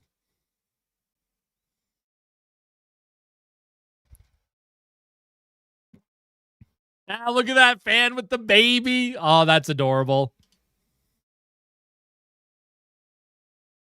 Wow. So Connor McDavid, 3 points against Czechia, 3 points against Switzerland, and now 3 points against France.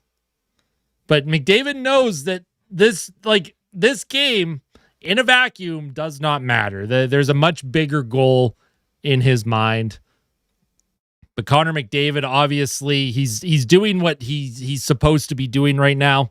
He has elevated his game to a level that I don't think I have personally seen. He's just like 9 points in 3 games at the Olympics is just unbelievable. 9 points in an entire tournament would be considered amazing.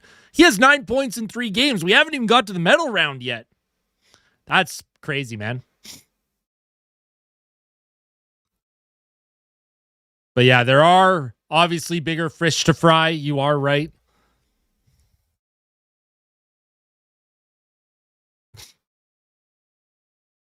France stuck at 7 shots in this game. They're going to skate this puck forward. The French team, that is. Here's Harley. He'll send that puck into the neutral zone. Crosby can't come up with it. Marner hooked off the puck. France will walk in. Here's a shot and a goal. Oh, my God. Binnington, hello? Jordan Binnington, hello?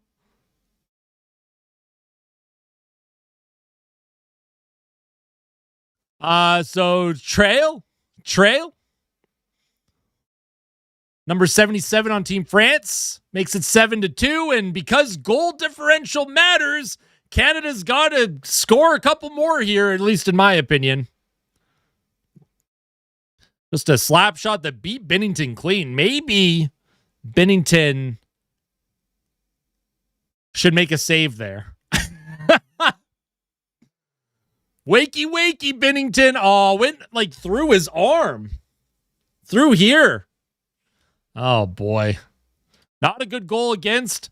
And because goal differential matters in terms of seeding and placement, yeah, Canada has no choice. You got to get back on top of the game here.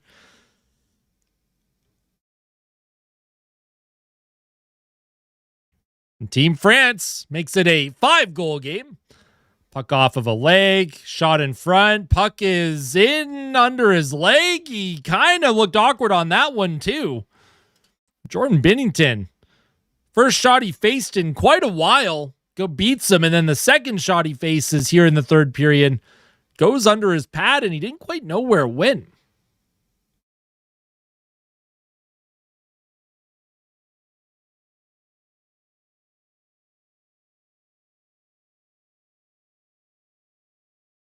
Here's Nathan McKinnon.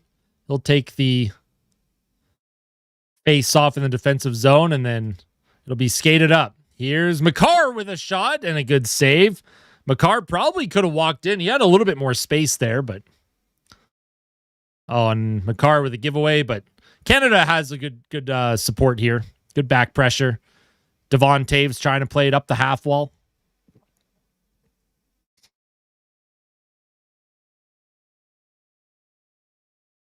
Because, yeah, France at one point had a 3-2 lead on Czechia in that game, too, before Czechia eventually walked away with it. But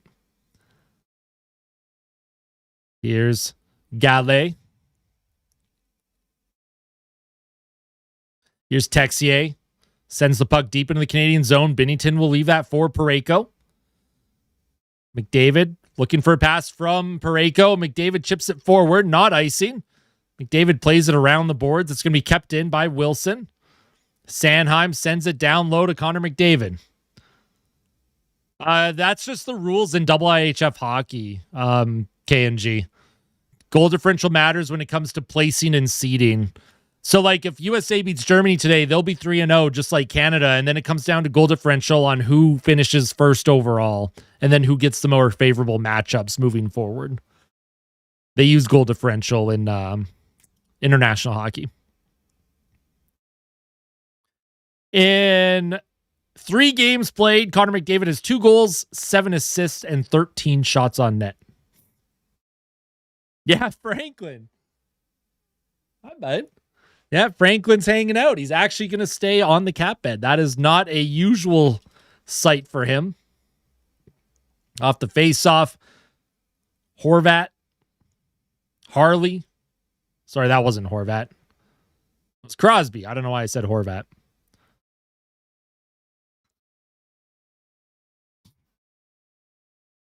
I mean, McDavid does what he does on Edmonton too.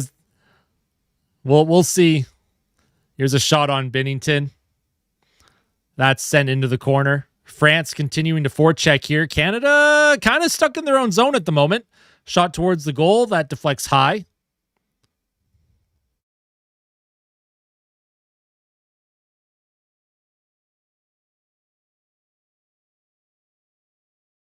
What do you mean, what? Why are you saying that about Horvat? Horvat's a good player. I like him. Here's Binnington out of his net. Puck played up the left wing. There's Horvat on the ice now. Sam Reinhart also chasing after the puck with Sam Bennett on the forecheck.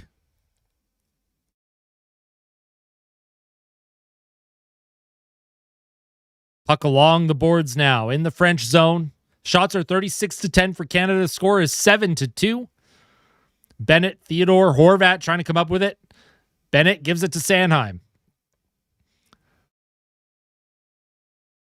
Why does score differential matter? That's just how the international hockey works. Goal differential matters when it comes to seeding and placement in the standings. Here's a play kept alive. Sam Bennett walks in, shoots. Puck is in the slot area. Theodore gives that puck to Horvat. Horvat down low. Horvat with a shot. Rebound in front. Puck is loose. Where is it?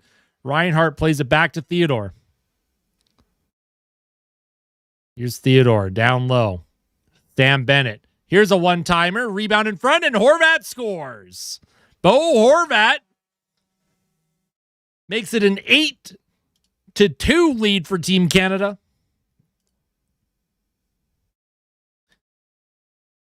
I'm not going to say who was trash talking Horvat, but maybe we probably shouldn't be doing that. Don't call players piggies. That's not nice. It's out of pocket. Horvat doesn't deserve that. Horvat's a good dude, good player, and a nice goal for Team Canada. Restores the 6-goal lead.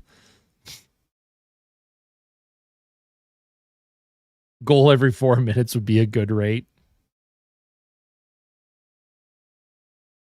Yeah, Horvat kind of in the right place at the right time. Initial shot was stopped. Rebound came to him, and then he put it into the net. All right, no name calling anymore. All right, we're gonna nip that in the bud. Nobody's name calling anyone anymore, whether it's players or each other.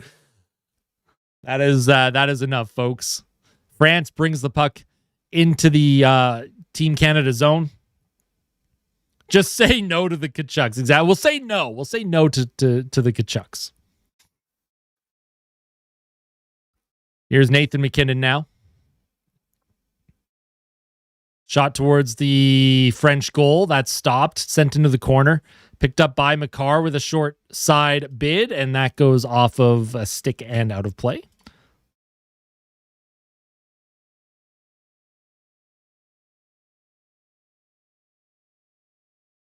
Yeah, it's possible, McSorley. It's possible.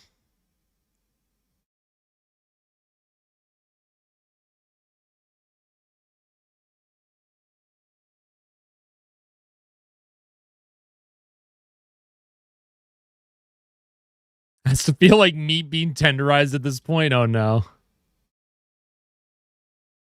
No, I know, Casey, but I my channel doesn't promote name calling or anything like that. It's one thing if we're having a little bit of fun banter, but we'll nip the name calling in the bud here. Was Franklin overfed? His previous owners, I'm not sure what happened before he was placed into the Humane Society. We got him in a pretty large state. We are working on getting his weight down. Yeah, I think Logan Thompson in goal moving forward might be the play as well. But again, like a few of you mentioned in the comments, it's tough because Binnington has barely faced any action this game. And then when you do see the puck, it's tough to stay. Oh, man, Harley was stick lifted from behind, and France will bring the puck up the ice.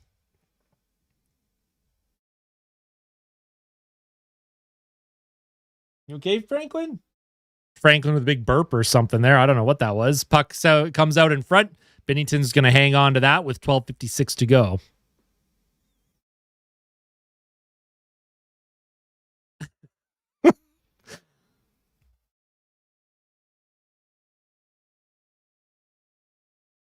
Put Stu in the Team Canada net.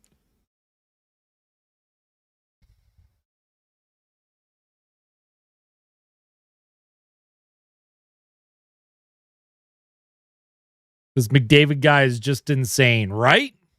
Yeah, he's a special player. That's for sure.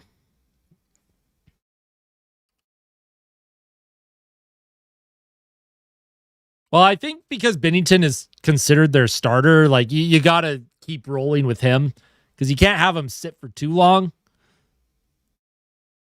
It would have been tough for Binnington to play against Czechia and then not play against Switzerland, not play today against France, and then have Monday off and then play on Tuesday. Like that would have been a tough one. Too many days off. I think you got to keep Binnington fresh if that is the guy that they want moving forward. What does McDavid even do? What does that guy even do? What has he ever done? That's what happens, Nathan. There's always a third string goaltender that unfortunately just doesn't get to play.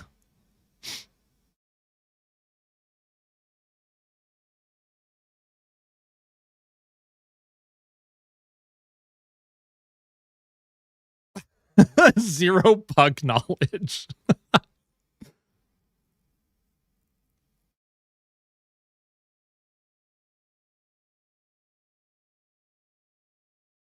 I did not realize McKinnon doesn't have a point. Interesting. Yeah. Curious.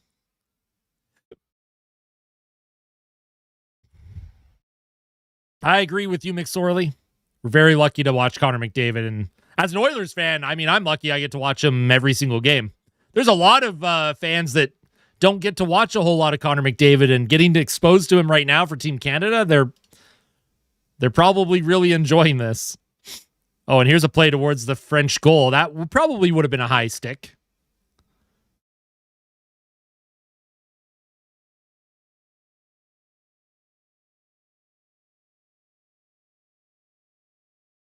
Well, McKinnon does have a power play goal, but he doesn't have a point in this game, I think is what someone was alluding to.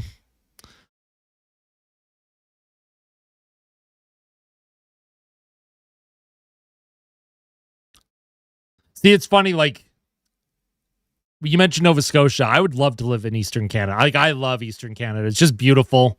I have a lot of family out east. Don't get me wrong. I like Alberta, too. Most of Canada is actually just amazing. But yeah, if I ever moved out east, those late start times would be brutal. McDavid's been in his prime for several years now. Oh, here's a play. Puck bouncing kind of awkwardly in front, and Sidney Crosby trying to clear the zone. I would love if Nova Scotia got an NHL team, but I don't think they would ever get one, sadly. I just don't think the market's big enough, whether it's for TV deals, fans, sponsorships. I just don't think it's realistic, but it would be amazing. Don't get me wrong. I would love that. Have a team in Halifax.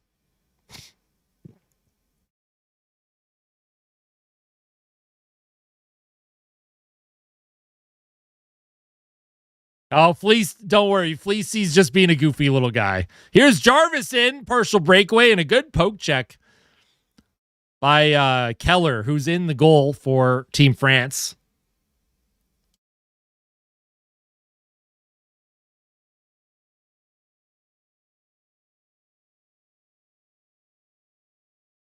Yeah, Franklin's hanging out. Hey, Franklin. Hi, buddy. What's going on? Hi.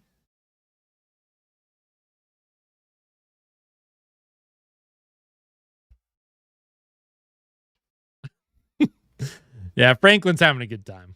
He's vibing.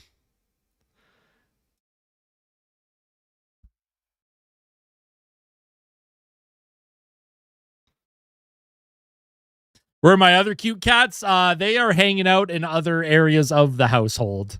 I'm not sure where they're at right now. I'm sure they'll come and say hi at some point. Mochi usually comes and says hi at some point, and Kitty's usually around too. No, I was looking on the other part of my desk to see if Kitty was on it, but he is not.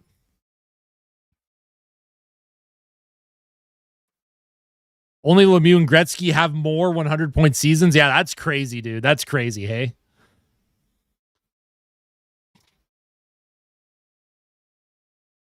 Damn kid set off the fire alarm in the apartment. Oh, that's annoying. Yikes. Probably not. I mean, Halifax, like, again, there's a lot of cities that might be able to sustain a team, but I think there's a bit more that goes into it than just like city population. Would I ever get a dog? My sister owns a dog. I'm not like, don't get me wrong, I like dogs, but I'm not a like big dog person. I do prefer cats. I like having cats.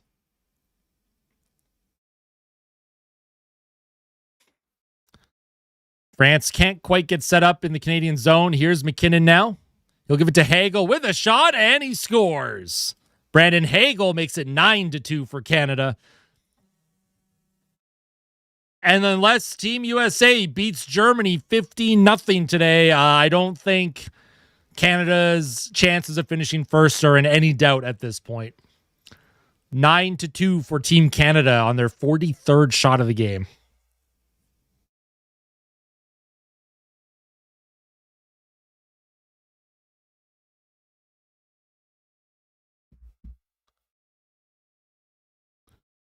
Oh, don't get me wrong. If I had a dog, I would obviously love the crap out of it.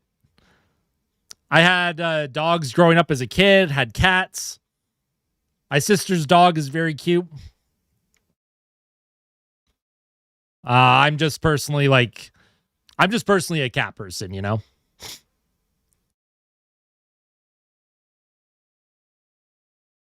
The goal calling's been chill since they hit play. Yeah, exactly. Well, it's much less exciting now, right?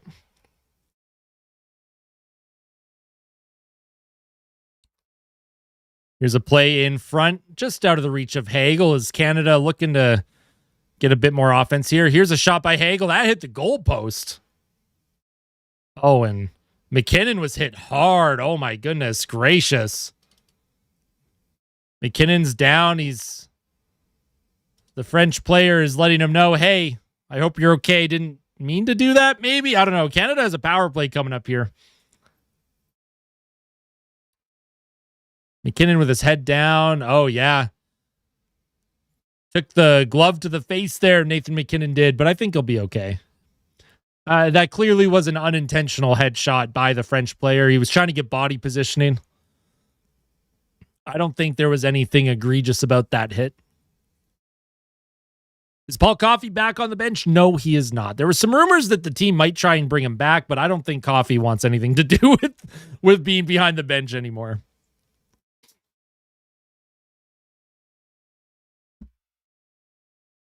I'm a pilot, not home sometimes for a week at a time. You know what? That's valid, Kira. That's valid. That's cool that you're a pilot, though. That's amazing. I'm I like flying, but I don't think I could ever be in the cockpit of an airplane. I don't know. It's scary to me. Paul Coffey for head coach, I would not be against that. Does McDavid have a goal in this game? Yes, he does. McDavid has 3 points in this game, actually. McDavid has 1 goal, 2 assists.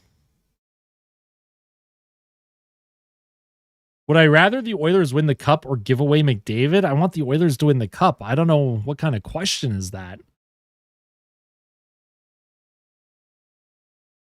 Is that a record? It's got to be a record. It's got to be. I'm more scared driving McLeod Trail at rush hour. Oh, no. I mean, statistically, driving is much more dangerous than flying. So that is valid.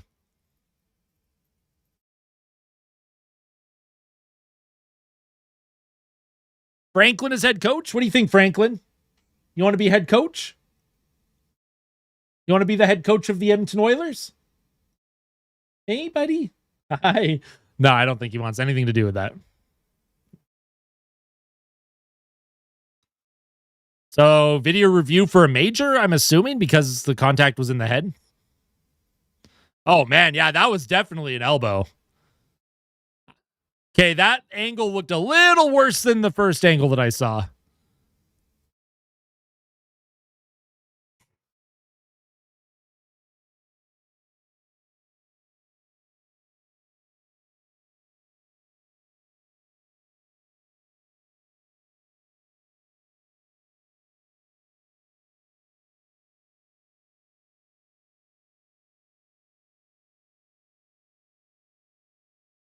So it's a minor penalty. I don't know. Interesting. So they called a major, reviewed it. They brought it down to a minor penalty.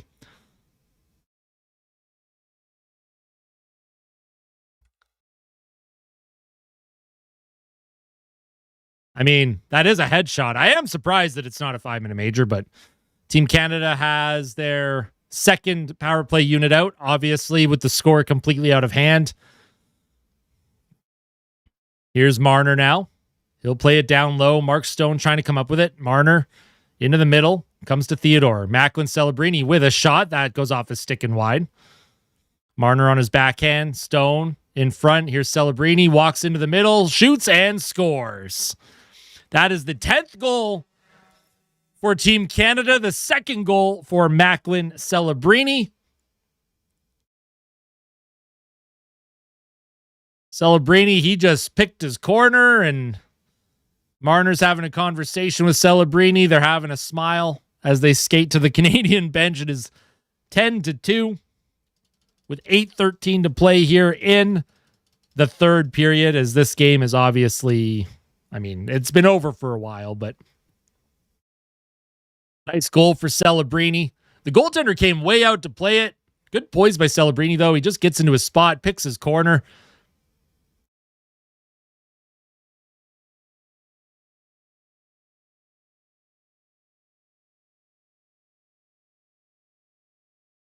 Don't dox yourself, please.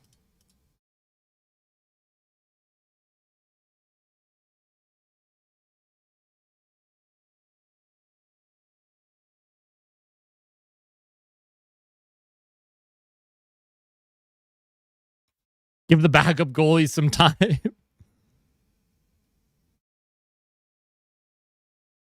Oh, was it? I didn't even notice. I just saw an address. I didn't even pay attention to what it said. I don't want anyone to accidentally do that.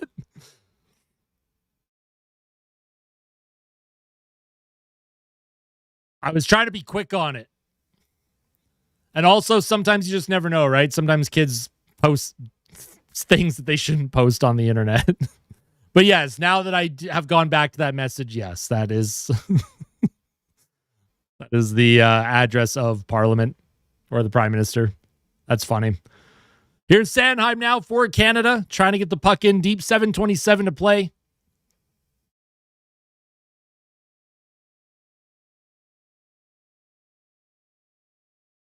"44 shots on goal for Canada, 11 for France." Here's Connor McDavid. He'll walk into the French zone, into the middle of the ice for Thomas Harley. Harley with a shot, and that goes into the padding of Keller. 45th shot on goal. And Seth Jarvis is having a conversation with the trainer. One of his teeth looks, I don't know what's going on there. Oh, yeah, Jarvis got hit in the head too. 2 headshots by Team France on Canadian players, and both times they had to apologize. Makes me wonder if this is intentional or not by the French.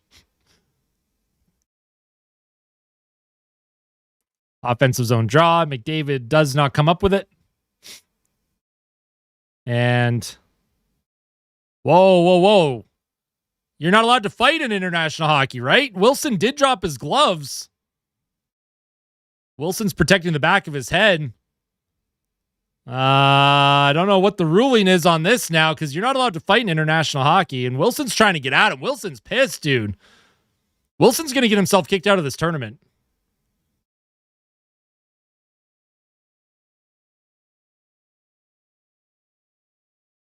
Wilson warned him. Oh, jeez.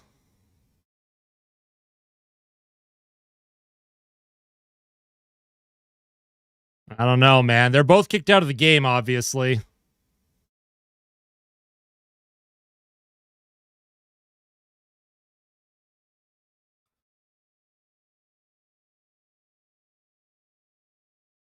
I don't know about that, folks. I don't know about Tom Wilson there. It's 10-2.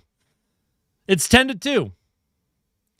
There's no reason for that. And Tom Wilson may have got himself kicked out of the tournament because there is no fighting allowed in double IHF. So the officials are discussing this now. I'm not sure what's going on here.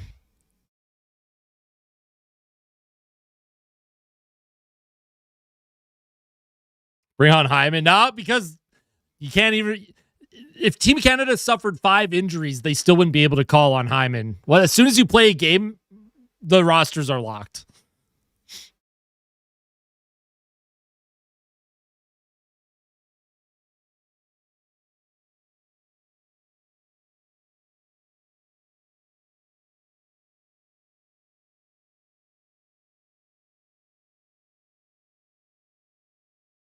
So both players at game misconducts with those fights as well.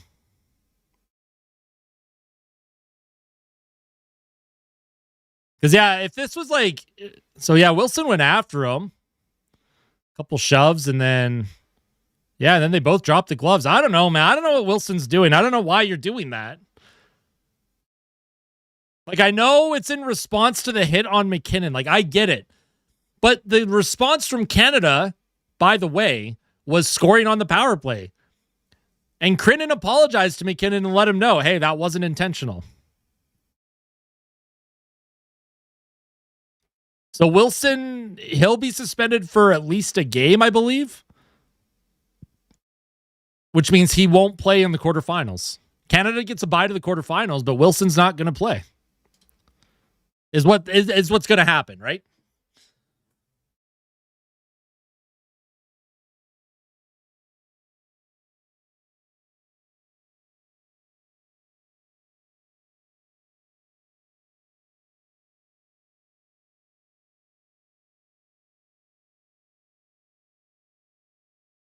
McDavid guys should give Wilson a spanking. If you're Canada, just focus on the rest of this game. Obviously, if France decides to be a little bit silly with their head contact, there's a way to respond.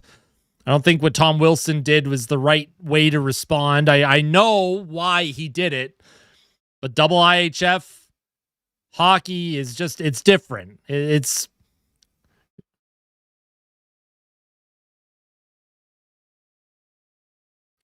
Here's Devon Taves. One-timer towards the net. Puck is loose. Where is it? It's in the paint.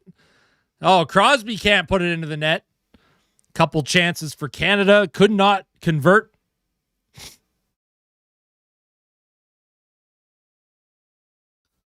Here's the puck to Theodore. He'll play that to Devon Taves as Canada continues to forecheck. Here's Marner now trying to send it towards the goal. Doesn't quite make it.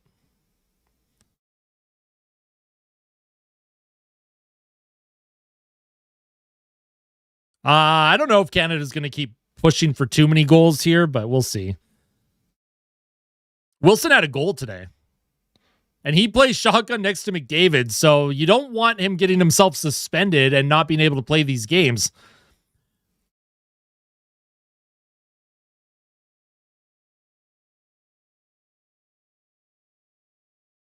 Oh, man. There was a big hit by McKinnon on Fabre. McKinnon threw a big hit there. McKinnon also with Gallet. McKinnon's not happy right now. Look at McKinnon going after Gallet right now. Canada's got to be careful. I agree. Emotions get high, especially in blowouts.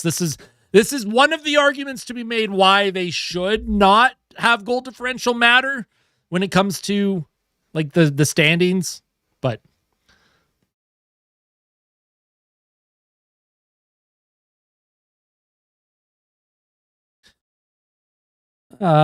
Wilson had a goal. Did he have an assist? He did have an assist. Yeah, a goal, assist, and a fight. So he did have the Gordie Howe hat trick.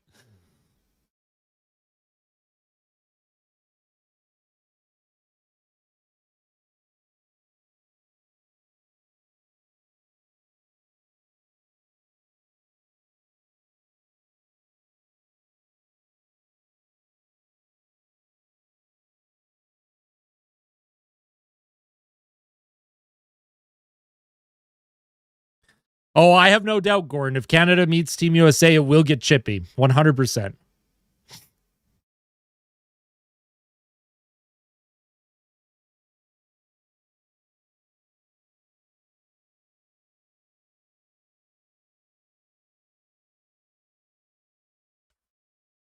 Well, things got a little bit more interesting, especially when it comes to the, lineup for. Oh, it looks like McKinnon's in the box here. I'm not surprised. McKinnon was running around, laying everyone out.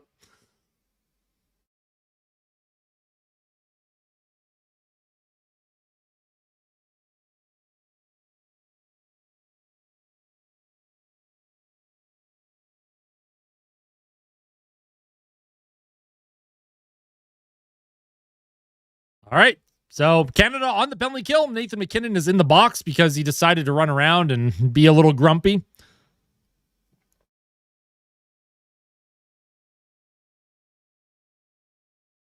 That's fair then.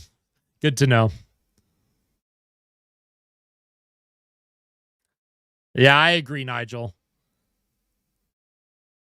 Oh, that goalie almost came out and touched the puck in the outside the trapezoid. I'm not sure what that was about.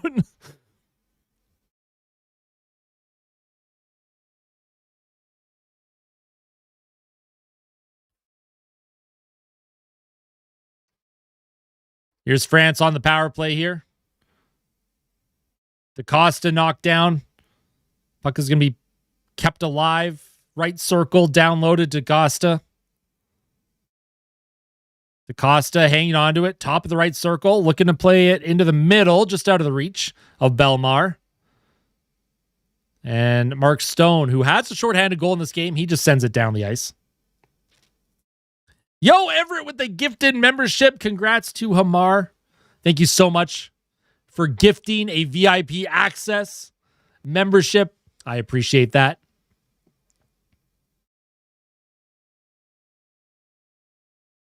Can France pull their goalie? I don't think they would want to do that. Appreciate that, Everett.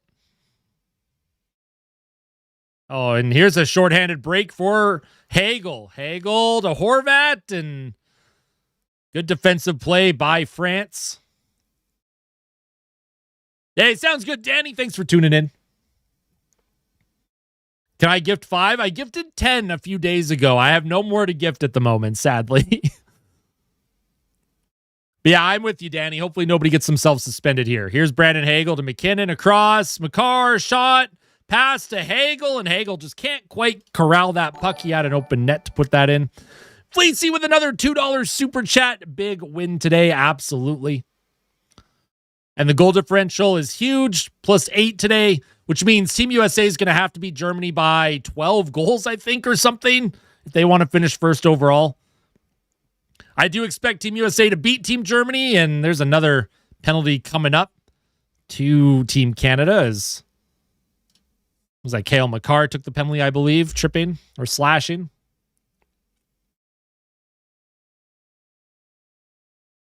Yeah, that was Makar.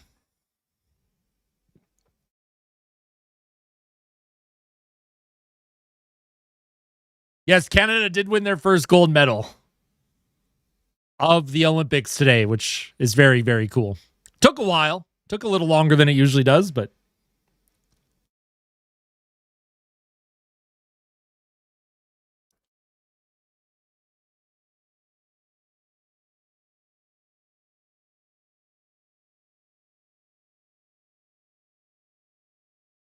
yeah, it is wishful thinking. I would love to see the upset, though. I would love to see the upset.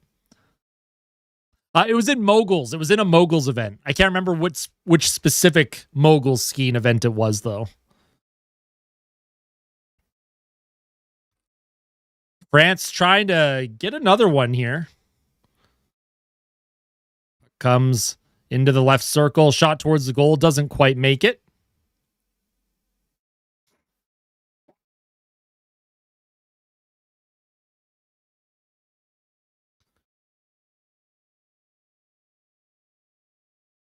Puck in the neutral zone. France trying to figure out what they want to do. They're going to dump it and chasing on the power play. That is an interesting decision by France. But I know the game's out of reach, so I think at this point it's just clock management. They have Peterka, they have Stutzla, they have Moritz Seider on Team Germany. I don't know, Kira. I'm not sure what the reasoning is. Did they put a bid in? Because they do have the infrastructure. I'm of the belief that the Olympics should rotate between 4 cities every 4 years. The amount of money that would get saved on the infrastructure that needs to be built, because you wouldn't need to keep building things and spending billions of dollars to host them. You could always have the Olympics every 4 years. You can do an event in Italy. Maybe you do an event, a place like Vancouver or something. And then I don't know where the other 2 countries you'd choose. Could be anywhere. Canada with the kill. Puck is sent down the ice. That's going to be icing with 20 seconds to play.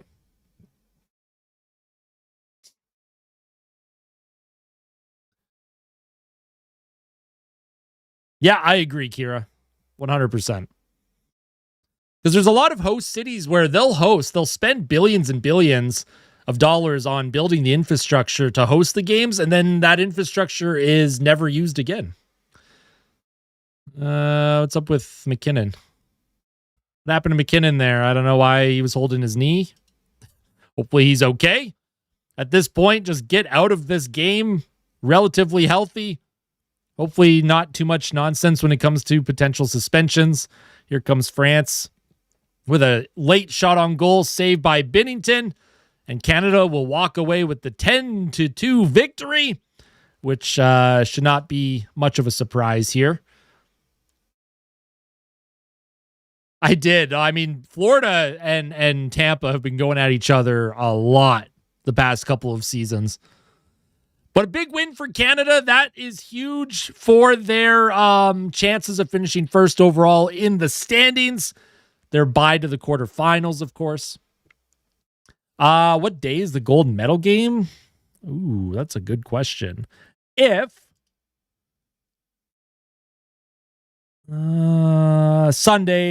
the 22nd. Sunday, February 22nd would be the gold medal game.